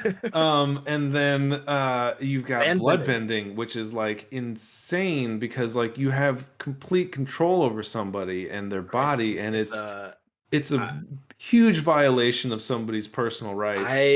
If I was working in that room of like pitching this to like executives, like I guarantee they're like, you want this for this kid show? Yeah, bending blood of a human being? I don't know, man. Nuts. Like that's pretty crazy. It was scary. Yeah, it's scary. But they did it. I'm glad they did it because it kind of lays the foundation for just like learning about different types of bending. And extremes of it. Yeah. But it's not it. My favorite for the rest of the show, which is really has more impact on everything for me. I can't even. It's too hard. It's between Ember Island players and the beach. Like those are. Oh, I was going to say those which happen too. on Ember Island because those were my special place. Yeah, it's the beach. Yeah. Is so I have one other one, so you guys can talk about them. I'll talk about the third one. I have other ones too, but go ahead. Talk about the beach and Ember Island. We can't not talk about Ember Island players. Arguably, if I had to pick an episode we all universally like the most, I would pick that one, just because. Yeah, how fun is that? Why doesn't every show do this at some point? Like introspective episode. This is fan service to its fullest, but it's not. They're doing it because they want to do it and because they like doing it, and they knew that we would love it, and we did, and it was great. And we were robbed of it, unfortunately, with Korra because of budget, shenanigans. But I think that's what they were gonna do. Well, that recap episode, whatever, in season 4 of Korra was. I bet you. I mean, I don't. This isn't confirmed, but George talked to me about this and said that they probably were gonna do something like that. for in the fourth. Instead, we have the episode where it's we could get to it. We'll talk about it. Yeah, we'll talk about that. We'll talk But about anyway, it when we get to it. But it's a how fun is that to like see from an outside perspective, you know, stories being told through intermediaries, My name's not Toff. like full on accounts. It Yeah, sounds like Toff. I mean, you're just it's like people describing it to different people, and the actual story of it gets lost, and you see what they perceive to be the truth, and it's hilarious, dude. It's such a fun thing to watch. But it's also like one of the deeper episodes of the show because like they're faced with everyone else's view of themselves and makes them rethink everything that they've done except for Toph, because she again is the only one that can really see clearly out of all of the group and can like come to terms with everything that's happened, whereas like everyone like, which is my basis for this argument of her, is because she's the one that confronts them with like, look, this is what it is, like this is how you guys actually are. I mean, yeah, they're caricaturizations of them, but like this is true, like this is who we all are, like, and everybody's faced with that and gets to kind of really figure out who they are for these last 4 or 5 episodes after that. Like you're right into the finale here, which is a 4-part finale. So like like to have the characters have that much introspective before, oh my god, we have to go like fight the Fire Lord and fight in a war and like do all this, like that's not something that a lot of shows do. They get that out of the way, like, you know, that would be a season 2 thing where they can develop the character after that and then have them fight and face the external demons. But in this one, it's like, holy shit, like you just questioned everything about like the relationship between Aang and Katara, like Zuko's motivations and like how he feels, and having like his biggest failures faced like right up into his face again, and he has to then go and fight his sister, and like Sokka never getting over like, Suki. Not Suki, yeah, getting like, over Yue. Like all of these things happen, and then the biggest moment of their lives the next few days. Like it's just that's in. You don't see a lot of that, and I really commend them for doing that and making it work. Can we also go back to the beach, because I feel like we jumped ahead. We should have done the beach first. Like the end of the season, we should have. Well, I have to say, I think my actual pick is the beach. For so many. I mean, because so you have Embryon players, which is it's a lot of it's entertainment, and it's just pure. Sokka interacting with himself is some real meta shit, saying jokes. I mean, it's just full on geek out moment. And but the beach is, it made me long for more behind the scenes of how they were all interacting. The fire, it was Zuko and Azula and Ty Lee and May, and it was a great little backdoor into seeing how they interact and what their dynamic is, and it just made me want more. So entertaining to see Azula try to be a teenager and and interact with laugh at his joke way too loud and we will conquer the world. It was a great. It was great. It was a great insight moment into her, and you see that despite her ambitions, which tower over everything that she wants to accomplish, she's still a teenager on some level. Yeah, wants to be a teenager on some level, maybe a much smaller level than most, but it's still there. And this may be the first time that we're going to disagree on this podcast, and that's fine. First time we're going to disagree. Not at all. on this show, is what I'm saying. Oh, okay. This episode. I will die on this hill.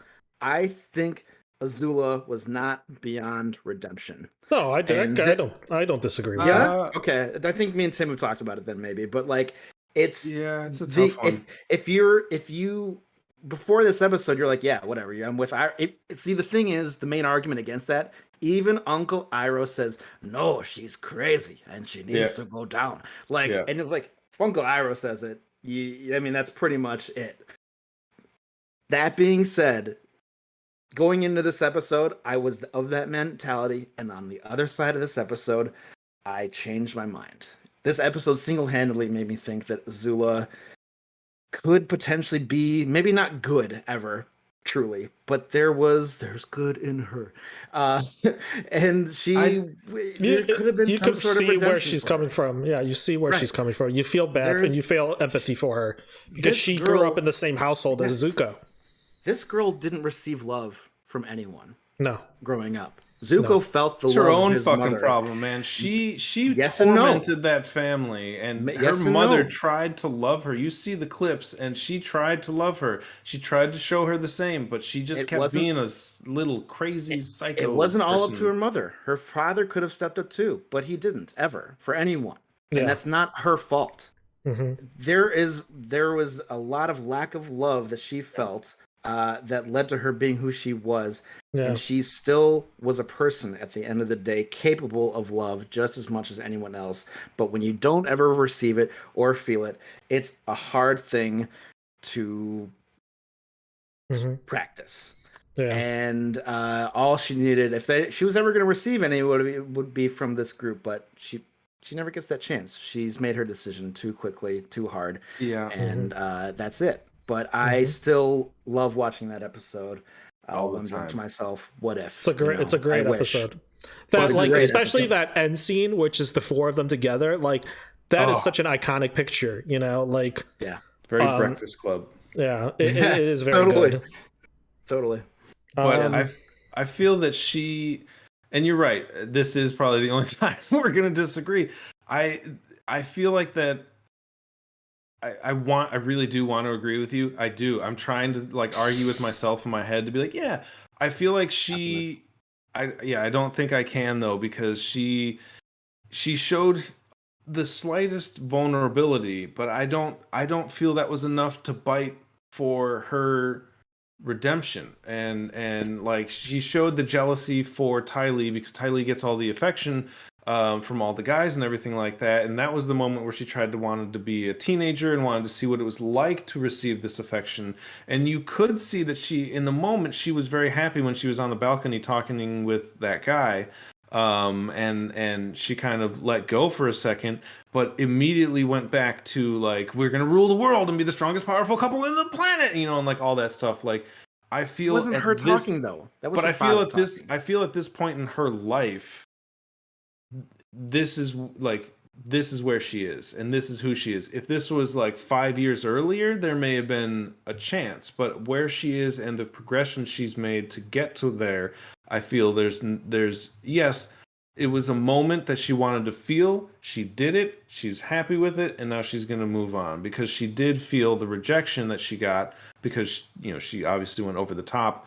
And immediately put her back into the spot of let's just destroy everything, and if I can't be loved, then no one can. Just burn down the house. I don't hear her, you know what I mean? And it's I don't think that her father defines her, but that's just me. And you make good points. It's a great too. lesson, and I agree with you in every other aspect of life, and everybody should find that their own voice and really kind of find redemption in their own way and not let anyone else define them. But for her, it's you need her to be the villain the whole show because she's the most intriguing one, because you've got Ozai, but he's really kind of the shadows. He's a trope. Pulling the strings. Yes. Yeah, and Azula really is the main attraction here. For the group, whereas Aang's main source of angst is definitely Ozai. He's not as focused on Azula, whereas everyone else is. So they did a good job of splitting that up. What do you think, George? Yeah. What about what, Azula or not the beach, the episode, or Azula? Okay, episode. Well, Azula's, I agree with Dan. Beach actually. with Leonardo DiCaprio. Okay. How'd you like it? Beach is also great. I will say, since you guys talked about the beach and Ember Island, which are the two that I was going to pick, I will talk about one that I think is a very big step for this character, which is Sokka's master. Oh, so good. Great which with Sokka's master, if you guys didn't know, is voiced by the guy who played the T-1000 in Terminator. Mm-hmm. Yeah. What's his name? I don't remember his name. Yeah, he's in a lot of movies and shows and voices, but it's pretty distinguishable. I think it's interesting because on the surface of of looking at the show from like an outside perspective, you think this is just like maybe a cartoon show about like martial arts and stuff like that. And martial arts, I think, is a very big part of this whole show, and it's kind of the undertone, and it's almost the secondary art in the sense that it's an animated show, but the second art behind it is the martial arts aspect of the show and how beautifully well done it is. And Sokka's Master, I think what's amazing about it is it explains the philosophy of especially Eastern martial arts and kind of in the sense of like a lot of the lessons that he learned was very, you know, Karate Kid-ish, but also the idea that like the style of martial arts doesn't belong to like one nation and one people, that it's meant to be shared. Yep. like all good art. Yep. That like, God, love it. Kung Fu and being a master of something. Kung Fu is not martial arts. Kung Fu means to be a master of one's like art. You could be a Kung Fu, whether Kung Fu can come from even making just a simple pot of tea. You're the best. Like there's some Kung Fu that needs to go into making a great pot of tea. There's some Kung Fu that needs to be going into making a great dish for somebody. Kung Fu is skill. It's mastery of one's art and skill and profession, you know? And this episode teaches the way that martial arts kind of transcends all different aspects of the show and life in general. And I think it was kind of an ode to the martial arts technical director who was in charge of the whole show. He actually is the person they model Pian Dao after. He's the one who does all the martial arts for the show for them to do like drawings off of. He does all the sword fighting. He's the one who does all the fire bending, all the different poses in the intro. It's all just one guy with different forms of wushu and martial arts. And this was kind of their nod to like kind of their like, they knew this is their last season. This was kind of like their big thank you to like the whole industry of martial arts and all the technical directors and martial arts technical directors being like, thank you. Because like without that kind of like undertone of the show, I don't think it would be where it is. You know, it's what has kind of drove the show from the beginning to the end, is that like, they don't ever say it's like a show about fighting, it's a show about martial arts, but that's really like kind of the through line from the beginning, is just this beautiful art that is so visually captivating, you know? So that's Sokka's Master. Yeah. And for him, Sokka, like I don't even need to talk about, for Sokka, it's such a validation again of so many things. It's when I think to a certain extent when he takes that almost final step, not quite, but almost that final step of like I'm worthy, like I'm worthy. He's always been the leader, but it's like when he's like, he felt like he was complete, you know, and where it's like, I'm worthy. That fight he has against him at the end to like prove his worthiness, whether it's arguably like, I mean, you kind of looks like he's losing the whole fight, but he wasn't. He was figuring out a way to best him, and he did. And that is like Sokka's like mentality overall. Almost like a Jackie Chan style fight to a certain extent. Yeah, sure. Just kind of like just go until you can find your opening, and that's what he did. He waited. That's Sokka. No, but I mean, it was a great Sokka moment, and how he approaches battle. He's kind of like, he looks like he's running around with a chicken with his head cut off, but he's like he's running around figuring out the best angle. Yes. Toast is right. That's the episode where Iroh starts lifting. And then there's a one-handed pull-ups, dude. Yeah, there's a I think there's a cameo by Serena Williams in that episode, because she plays the prison guard. She's the guard. She's the guard, which is great. I think you should go home today. Take the day off. Yeah. Iroh's chills, like, dude. It's a great getting jacked. Yeah. I mean, it was great. I mean, just like, because we all love Uncle Iroh. Now Uncle Iroh was a fucking beast, even though he was always kind of a beast. But it's kind of the Dragon of the West. He sees the Dragon of the West. He sees the transformation that his nephew was going through, and I think he used that as a little bit of motivation for himself. Like he didn't need to go through a transformation maybe on a mental level, but he knew that he was capable. If my nephew can go through what he's been through, I can do what I need to do to get out of here. And he does it like no problem, and becomes like just a ripped, like seemingly overnight, but not really. But it's kind of a nice to know they're both nephew and uncle are going through a transformation, whether it be of a mental or great. physical nature. It's I love it when they tease missed moments, because it's funny, because it's like just when Zuko finally makes that decision that he's gonna free his uncle's like already out. Like his uncle's already escaped. Man, did he get out? Yeah, wow. He's already escaped. Yeah. So it's there's a lot of things going on with that episode. The one other episode I wanted to mention, I'm not going to talk about it as much because I don't think it has as much depth, but just because I love Aang, and it's probably my favorite Aang episode. It's the one where he goes to school in the Fire Nation. Oh, I love it. And he has the dance party. Episode. And the headband, and he has episode 2. It's episode 2, and he kind of has like that bully tries to like mess him up, and he just dances around him. He just doesn't even touch him, and it's like he got in a fight. He's like, this dude tripped himself, and he has the classic dance bully moment. Yes, the dance party is so great for so many reasons. You get to see Aang kind of cut loose. Boy dance party. Bust out, show people who this Fire Nation has been so caught up in like, I love my country, and this is all I will do to show the love of my country. And like revisionist history. Yeah, like gonna show people how to have fun, that you can have fun, and that should be okay. And put loose the shit out of that. And there's that one guy who's all like, kind of like, he's getting crunk with it. It was great. He's going to town. And I mean, it's one of my low-key favorite moments is when Aang's like, let's dance Katara, and Katara's like blushes, and you're just like, Aang. At all. I mean, like, you're like, Aang, you dog. That was so smooth. Smooth. I love that moment so much. She's getting embarrassed, and he's like, it's just you and me right now. Oh my God. I was like, oh, dude, you'd be like, I'd kiss you, Aang. Jesus. Where was this? Oh my God. Like, I was like, swoon for Aang, man. It was such a good moment. So it was a good moment for his confidence as well, because he had just had his confidence arguably ripped away. And he's just in there reminded. And this is a nice moment of him like getting his confidence back, getting his mojo back.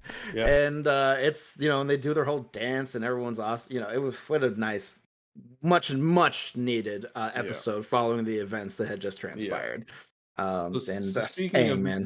Speaking of getting his mojo back, we've got we'll move along a little bit in the ways here to, I think, a pretty pivotal moment in this season. There's 3 episodes, 2 really, but the third one I think is good for Aang's character. You've got Nightmares and Daydreams, which gives me one of my absolute favorite scenes in this show, is Aang's fever dream, where fucking Appa and Momo have like this insane samurai battle, and I have a shirt, and I'm so sad I'm wearing my Turtles shirt today and not wearing one of my like 4 different Avatar shirts.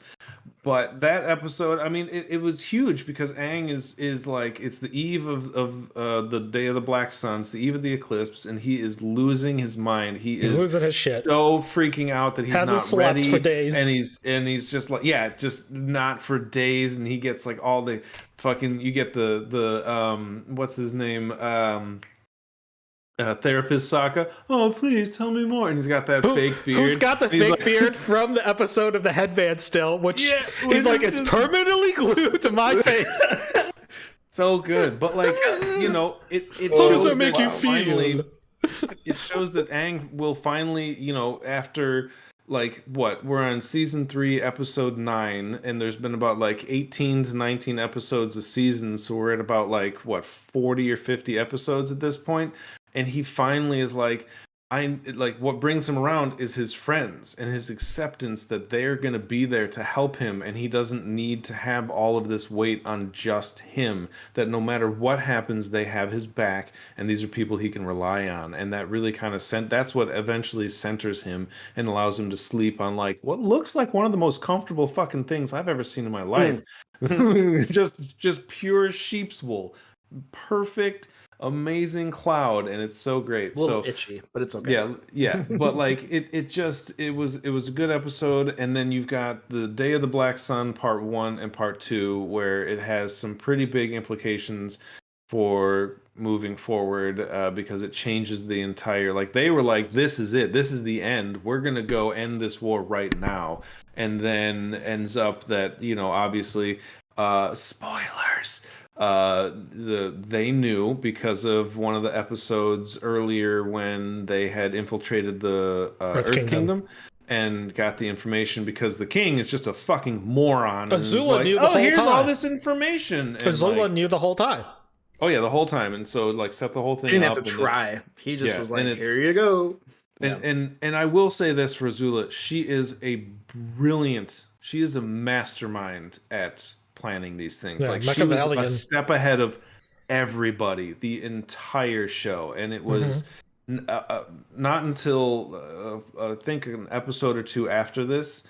Where she really starts to slip, which is again a great episode. I feel like she was never really even trying that hard, if I'm being honest. Like I feel like she was never truly challenged. That's like the brilliance of it. Like, right. She was just kind of doing her thing. Yeah. I almost wish there was a moment where she had to like really try hard to outsmart somebody, because she was never given that opportunity, and just too soon after she kind of started like losing it. And, And then I mean, let's talk Boiling Rock. Do we want to talk about Boiling Rock, or do we want to talk about Day of the Black Sun? Which one's Boiling Rock? Boiling Rock is when prison. Oh yeah, Boiling Rock is one of like it's Aang. It's after Zuko here. So it's after Western Air Temple, where Zuko finally gets accepted, but like Katara clearly is like, you fuck around, I will fuck you up.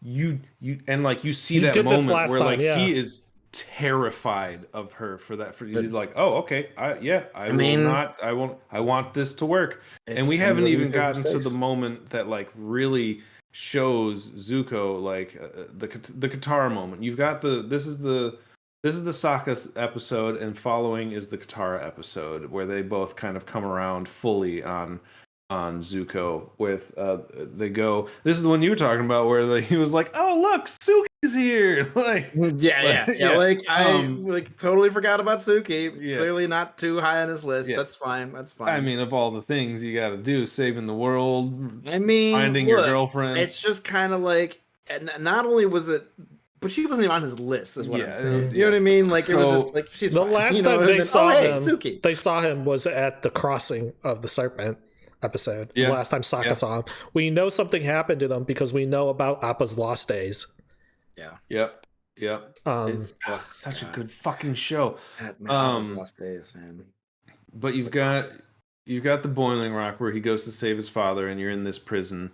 And a wonderful episode, and it really shows again like Sokka's ability, and Day of the Black Sun, his ability to create a plan, but also just wing it and like adapt and make it work. Because any great planner will understand things never go to plan. Like that's just not how it works. This is life. And so he really, in this one, he's just straight winging it. He's pulling a Timbo Slice on this one. Just let's figure it out as we go and hope that it works. And guess what?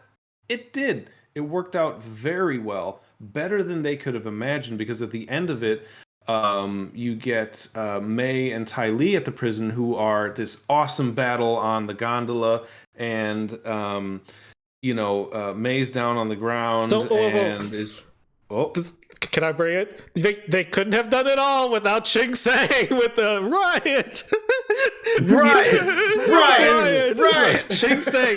He just picks someone up and throws them. He's literally like, oh, that's not your story, right? Let me show you how it's done. Literally just like, yeah, let's do this thing. Like, man, he did that really easily. And then at the end of it, he's like, hi guys, I'm new. like, just randomly Ching Sang. I just want to put that out there. Oh my god, that's wonderful hilarious. moment. No, great. Man. Like that's the beauty of this show, is they can have these, and we're talking about like some of the deepest character-driven moments, but we're missing like our favorite moments are the ones where we're just laughing hysterically at some shit, and like that's what brings you back. Is we went this long without bringing one person into this. Yes, my cabbages. Thank you, it's these side characters that show up randomly. My cabbages. Oh my god. So many side characters show up in Korra. What's it called?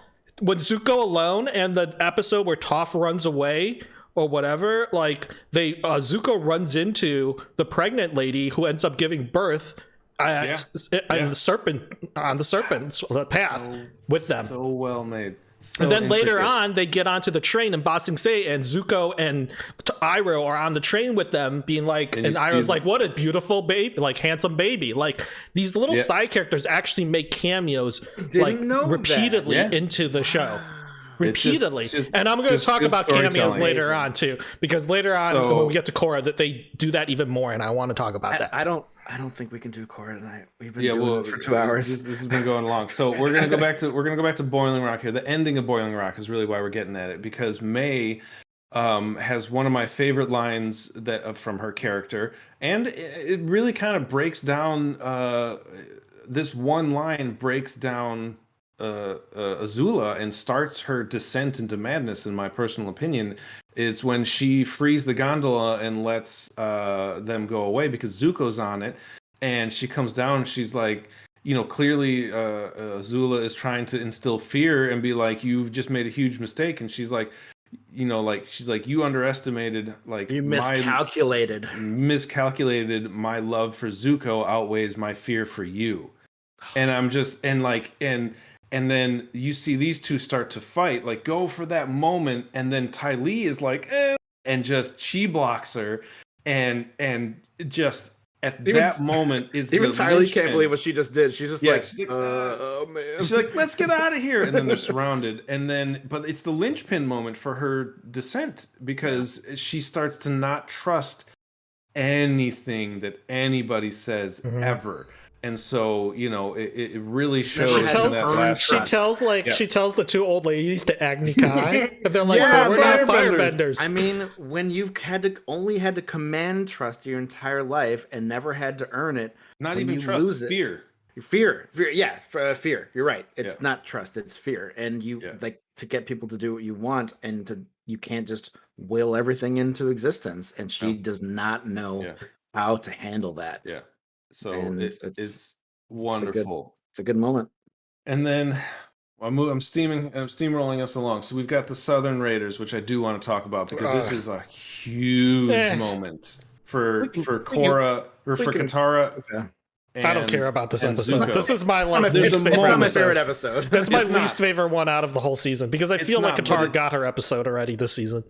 But this one really has more implications for me in this, where you really kind of get to it showcases her story arc in a nutshell, because like you see who she was in episode 1, where like she really is she has no control over her power. She doesn't even understand what waterbending is. She's still figuring out who she was. She feels very meek and helpless and wants to do more, but everybody around her is telling her that she's not going to be great. She's not a fighter. She's stop playing with your magic water and like stuff like that. Like that's the whole core of like season 1. And then by this episode, like you see everything that's come along from the puppet master, from her waterbending master. She is confronted with the man that like killed her parents, her mom. Like this moment that she has where like Aang is like telling her not to, vengeance isn't the way, and like it's a pretty, overly used trope and all that kind of stuff. But that moment where she has that dude on the ground and she just fucking lifts the rein and just stops it, and everything comes to a halt, and Zuko is just like pulls his mask down and he's like, holy shit. Like he never stood a chance at like any of their meetings, because she, especially now, is like a full-fledged, fully developed waterbender badass. Like she is very much like like her morals drive the group and try and like keep everybody on the straight and level. Her bending abilities are second to none for waterbenders. Maybe not this very second, but like in the future they become, in my opinion, second to none for everybody. And like I think that's a huge moment for her and for Zuko, because she gets to she forgives Zuko more than anybody else. She forgives herself. She forgives, her. She has that moment, which I think changed her. I mean, granted, you drop into Ember Island players and then we're into the finale after that, but it's hard because you're coming off the heels of two great adventures. Zuko's adventure with Aang, and then Zuko's two-part adventure with Sokka. And it's hard to not compare because that's what they're doing. That this just doesn't stack up to those episodes, and it doesn't. Everything you said is true, and it is important for Katara's character, but that episode just doesn't feel. It just doesn't land the same way that it did, especially for Sokka getting a two-parter. I mean, it was such a great bonding experience for him and Zuko. And it was one episode. No, he didn't get a two-parter. The Boiling Rock is 2 parts episode, my friend. I'm looking at it right here. It says season 3, episode 14. The Boiling Rock. How long is it? Oh, it is. The Boiling Rock is a two-parter. It is a two-part episode. It's a two-part That's episode. right. Excuse me. It was the middle of a season finale, kind of mid-season finale that they have. It's a lot of time for them to do what they need to do, and it's good. And I wanted all of them to be two-parters. I wanted Toph's adventure episode, which she never got. They do kind of funny. They do talk about this stuff. Toph, there was an episode in the last season for Toph, but there wasn't a Zuko and Toph episode. I mean, it's another thing where it's not as bad as I initially remember, but like Toph is barely in this season. It feels like she gets one episode.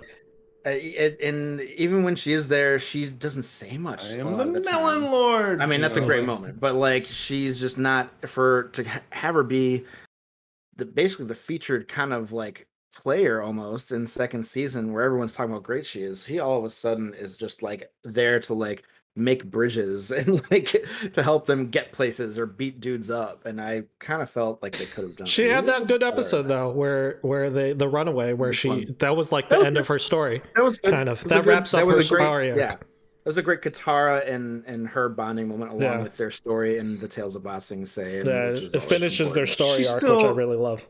She still has some pretty impactful moments in the show after that, like. She gets that moment in Ember Island Players where she's the voice of reason. She gets the moment at the Western Air Temple where like she's the one that's again voice of reason and talking about like guiding everybody to not trusting, but like, you know, accepting Zuko. And it's like she's shorter than everyone, and it's like all of a sudden the camera will like pan down to her. You're like, oh right, Toph is here. Haven't heard from her in a fucking like 10 minutes. Like I don't know. It's just love for Toph, and I just feel a little. And now we get to the last 4 episodes where really, she disappears, like almost entirely, pretty much. Especially because they put her, she's got some good jokes and some good moments. Don't get me wrong. There's one really badass scene that I really love every time I see it, and it's like a 10-second scene, but and I'll get to that in a minute. But it's in like the last episode.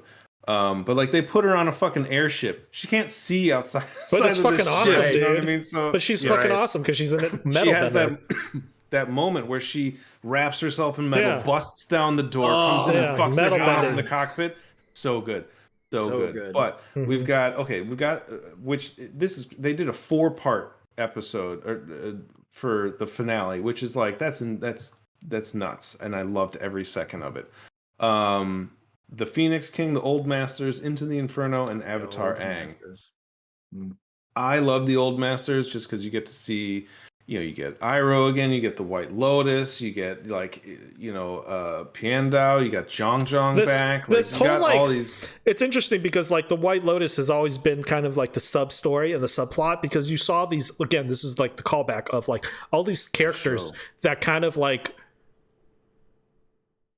You always kind of suspected something was going on, certainly in the desert when you finally first spoke of the White Lotus and how Iroh was part of the secret society. You had like this inkling of something, but then suddenly the masters kind of put it all into perspective. You're like, oh, and then they even joke about it, and they're like, all old people know each other, and it's funny because it just made sense that like all these old masters of the arts kind of were secretly, like, without them, who knows if the kids would have ever made it. They've been secretly being helped behind the scenes by this society to kind of get them to this point, sort of, and it all kind of makes sense. You're like, oh yeah, so like they know each other. Like, I love it. Can I say they nerfed the living shit out of White Lotus members in Korra?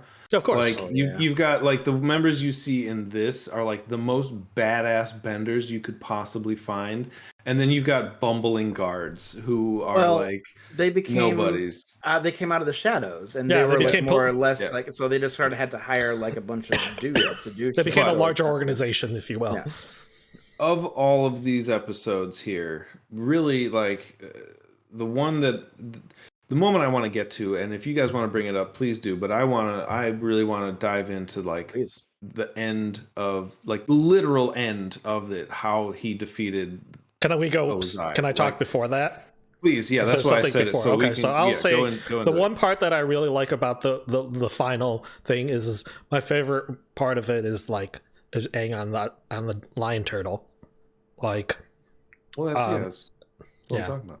Well, no, but like Aang. Do you want to talk about that ties into that. No, I mean, yeah, go that ahead, ties in. So like Aang like ends up on the lion turtle because he's separated from the rest of the the group because he like goes on this trance. He's in a weird trance and he makes his way onto this random lion turtle, and then they have to they never fully explain him. He has to make his way back to the rest of the group, and the group decides to go on with the plan without them after meeting up with Iroh and the White Lotus, right? So like the lion turtle I think like sets up a lot of like the lore behind who the Avatar is and all that. It's a very interesting tease, and it's the first time you see something that they've talked about before in lion turtles, but just never saw it until then. So it was really cool. Pretend we don't know what we know. Right. Like it doesn't seem like it at the time. It didn't come off as a teaser for things to come. No, it didn't, because A, we didn't know things were coming. Yeah. And B, like it kind of left fielded out of nowhere. I liked it. Like I was confused more the first time I saw it, and then I rewatched it again even before I saw Korra, and I kind of was like, all right, so he talked to this lion turtle, and in the first time I saw it, I was like, what? He touched him in the face, and I was like, I don't understand what just happened. And then he fought, which was just awe-inspiring, powerful battle between him and Ozai with the power that these two people have. And then he does the whole thing, which becomes overplayed in the first season of Korra. But he touches his head. Not the same thing, but we'll talk about that later. Right, but but the motion is what I'm saying. Yeah. But he spirit bends almost to a sense. It is referred to as spirit bending. Yeah, and allows himself to kind of battle the spirits and take away, like not the spirits, but those two's spirits, and take away his bending. Now, as an overall, I like that they didn't kill him. Like I liked, obviously, I mean it's a kid's show, so you kind of have that PG already there. There's been death. There has been. Well, they left that very open, I mean, Jet died. He's dead. It just they even commented. They left it very open. Generals, I'm sorry, but before we knew what was going to happen in Korra, General Zhao died. Like he departed. He was murdered. He was departed. Dear departed. But like the more I watch it, the more I'm like, okay, like I like that they did that, and it really brought around who Aang is he's gonna, he can find his own way of being the Avatar, and not necessarily he talked to Kyoshi, he talked to Roku, he talked to everybody, the people who we don't even know the names that I can't remember, and like everybody basically was like, look man, this is like more than just you and yourself. Like you don't, like if you don't want to kill something, like that's not always what it's going to be like. And that's they're true. Not wrong, in my opinion. That's what I wanted to talk about. They Tony Starked it, where he always found a way. I think there's always a wire to cut. But there's something very interesting about that. Actually, is when he does go back to talk to the other avatars, he talks to a very interesting one of probably the least explored avatars in the whole entire thing. Is like he talks to the waterbender avatar, right.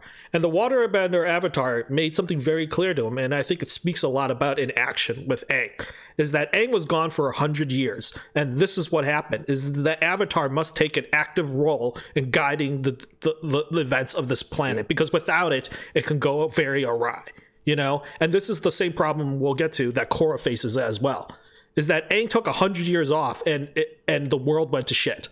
to be put honestly. So he can't he has to make active decisions in guiding the planet because that is his role. He is the Avatar above all else, right? And his through inaction could lead to disaster for the rest of the world, and he has no choice but to put the planet and everything else ahead of him. And that is essentially, I think, the problem with Aang's in the beginning.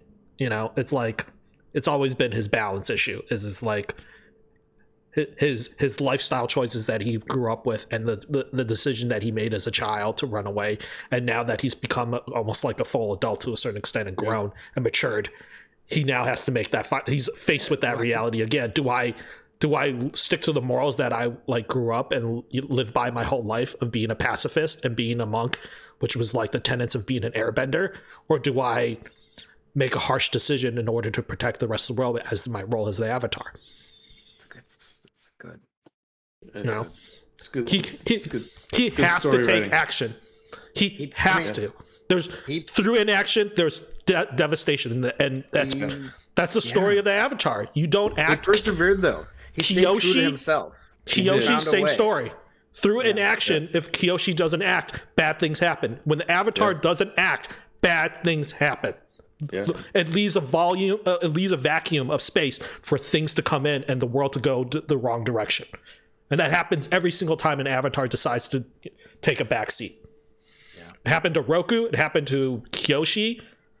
It was until too late that Kyoshi realized that she let Chen the Conqueror rise up, and it was like she had to take action. So, Aang took action, and he found a way to do it the way he wanted to do it. And hats off. It's one of the Aang is open to wisdom, very much so, from other people, especially from his elders. And to drink. He waits and listens. He's never really been like this, so unwavering. He's always been kind of more or less open to suggestions and ideas, and there's is just this. It's his one rule. No, and have to break that one rule. And he found a way, and he stuck to his guns on that. And I bet you he is so happy that that was probably a lifelong lesson for Aang. Yeah, that sometimes, no matter what the wisdom, what everyone else says, like if you feel something in your heart needs to be done, find a way for you to do it, and maybe you'll succeed, maybe you won't, but in the end you'll stay true to yourself. Same thing with his chakras. Yeah, chakras. Another few times you will hear me kind of complain. I'm not a huge fan of how he got his chakra unlocked. It kind of just felt like we need him to go into the Avatar state for this finale and defeat Fire Lord Ozai. So you mean that last? Oh, I love that moment. And it's a great moment. Don't get me wrong. I get chills watching it, but it's kind of like we don't know how else, from a narrative standpoint, to unlock this chakra. So instead of a spiritual way where it's going to happen by chance, the physical way. One of my very few complaints about the show. But it ultimately doesn't matter because we needed that. We needed to have the final grand moment of Aang in his Avatar state, having all four elements, whizzing around him like the rings of Saturn, and to defeat the Fire Lord. And I guess I wish there was a way where he didn't have to do that. It would have been interesting to see how he did it. Maybe, through Sokka-like methods, fumble his way around until he found a way. But ultimately, Sokka did his part, dude. He crashed like 5 airships or 6 airships. Yeah, he did. Oh my god, they did work. Him and Toph did work, dude. It her dragging the metal across the middle of the airship and like it crashing into other airships. He sacrificed his boomerang and his moon sword. His moon sword and boomerang. She's like, what? Did boomerang come back? Like, the boomerang come back? God, and it's Suki who came back, actually. They thought they lost Suki, too, for a second. Suki's great. Did the boomerang come back though? And boomerang does come back. You do always come back. Boomerang does come back. That's earlier when he says that line, but it's a great. And also, maybe planting the seeds for possible Taka in the future, not confirmed, but we all think it's what happened. I think I think they're gonna put a comic book out about it at least. I know there's a bunch because we don't know who is it who's Lin Beifong's sister name? Lin Beifong's sister, Sue. We don't know who her father is, and everyone thinks it's Sokka. So anyway, yeah. That's fun to think about. Yeah. Wrap it up. Wrap it up. I mean, that was man. We didn't even talk about like Sparky Boom Man and like. Oh my god! Right. There's so much.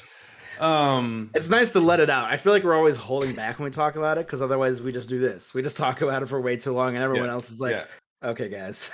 Yeah. No, it was. That was. Man, I love the way it ended. I love the show. I'm excited for more. I'm not excited for the Netflix one anymore. I was because they were attached, and now I'm not because they're not. So I'm gonna watch it. It's gonna be better than the M. Night Shyamalan thing. There is no M. Night Shyamalan thing. There is no war in Ba Sing Se. Okay, there is no spoon.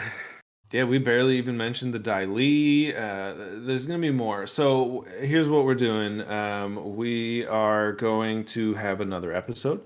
It is going to be Legend of Korra focused. We are for sure going to be talking about like how the lore influenced Korra, and so there'll be a lot of Avatar talk, and little moments will bleed through.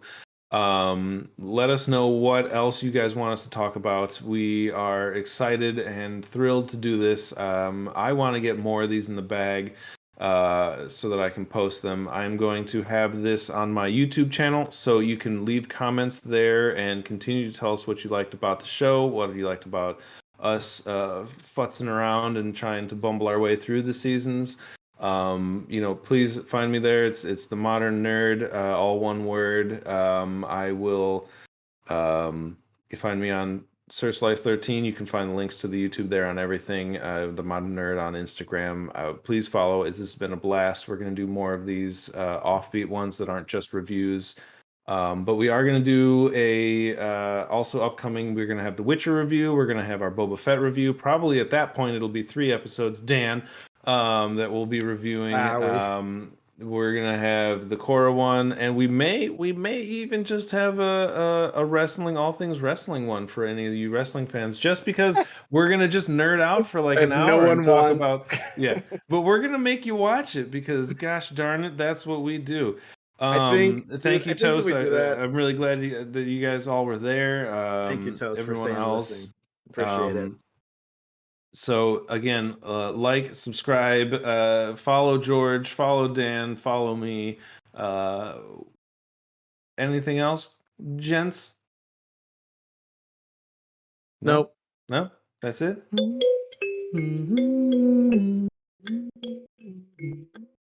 Thank you, Dan.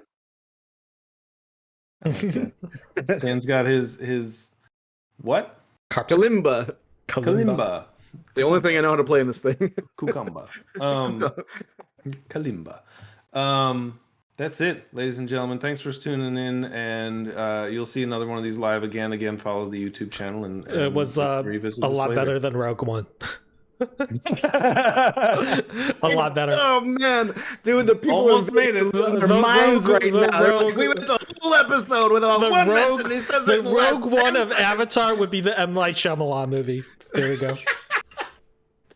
All right, we almost made it, George. We almost made it without talking about it. Oh, that's a wrap. So that's close. A wrap. So close, man. Well, if anybody listened to the pre, I think it was in the pre as well. George mentioned it. Let us know again if you want us to talk more about any of these things that you love, that we love. We will gladly do it. I love doing these. They will be probably coming more on Saturdays in the future. But other than that, thanks again, guys. This was great. This was a fun one. It's really great to talk about our most universally liked show. It's we need to sit down, guys. We'll do a Battlestar one. We'll do. No. Are you standing this whole time? Yeah. We need to do an Expanse episode, but you guys are so far behind. I'm one season in, so it's gonna be a long time. I don't know when that's gonna happen. Oh man, we could just have a Fuck My Life episode and then talk about Game of Thrones. No. Man, I'd have to rewatch them all. Me too. I don't have HBO. I don't have HBO. I'll watch the I'm first good. 7 I'm seasons. good not doing it. I'm good not doing a Game of Thrones Just being podcast. like, I'm good. Why? Yeah. Oh man, it's been fun, guys. Thank you. And thank you right. for everyone watching. Until next All right. time, this has been the Modern Nerd. Has it been? It has. Yeah. Yeah. Thanks, guys. Appreciate. Are you guys going to bed? Going to bed, Slice? Oh. I'm not. Are we still live? We're still live.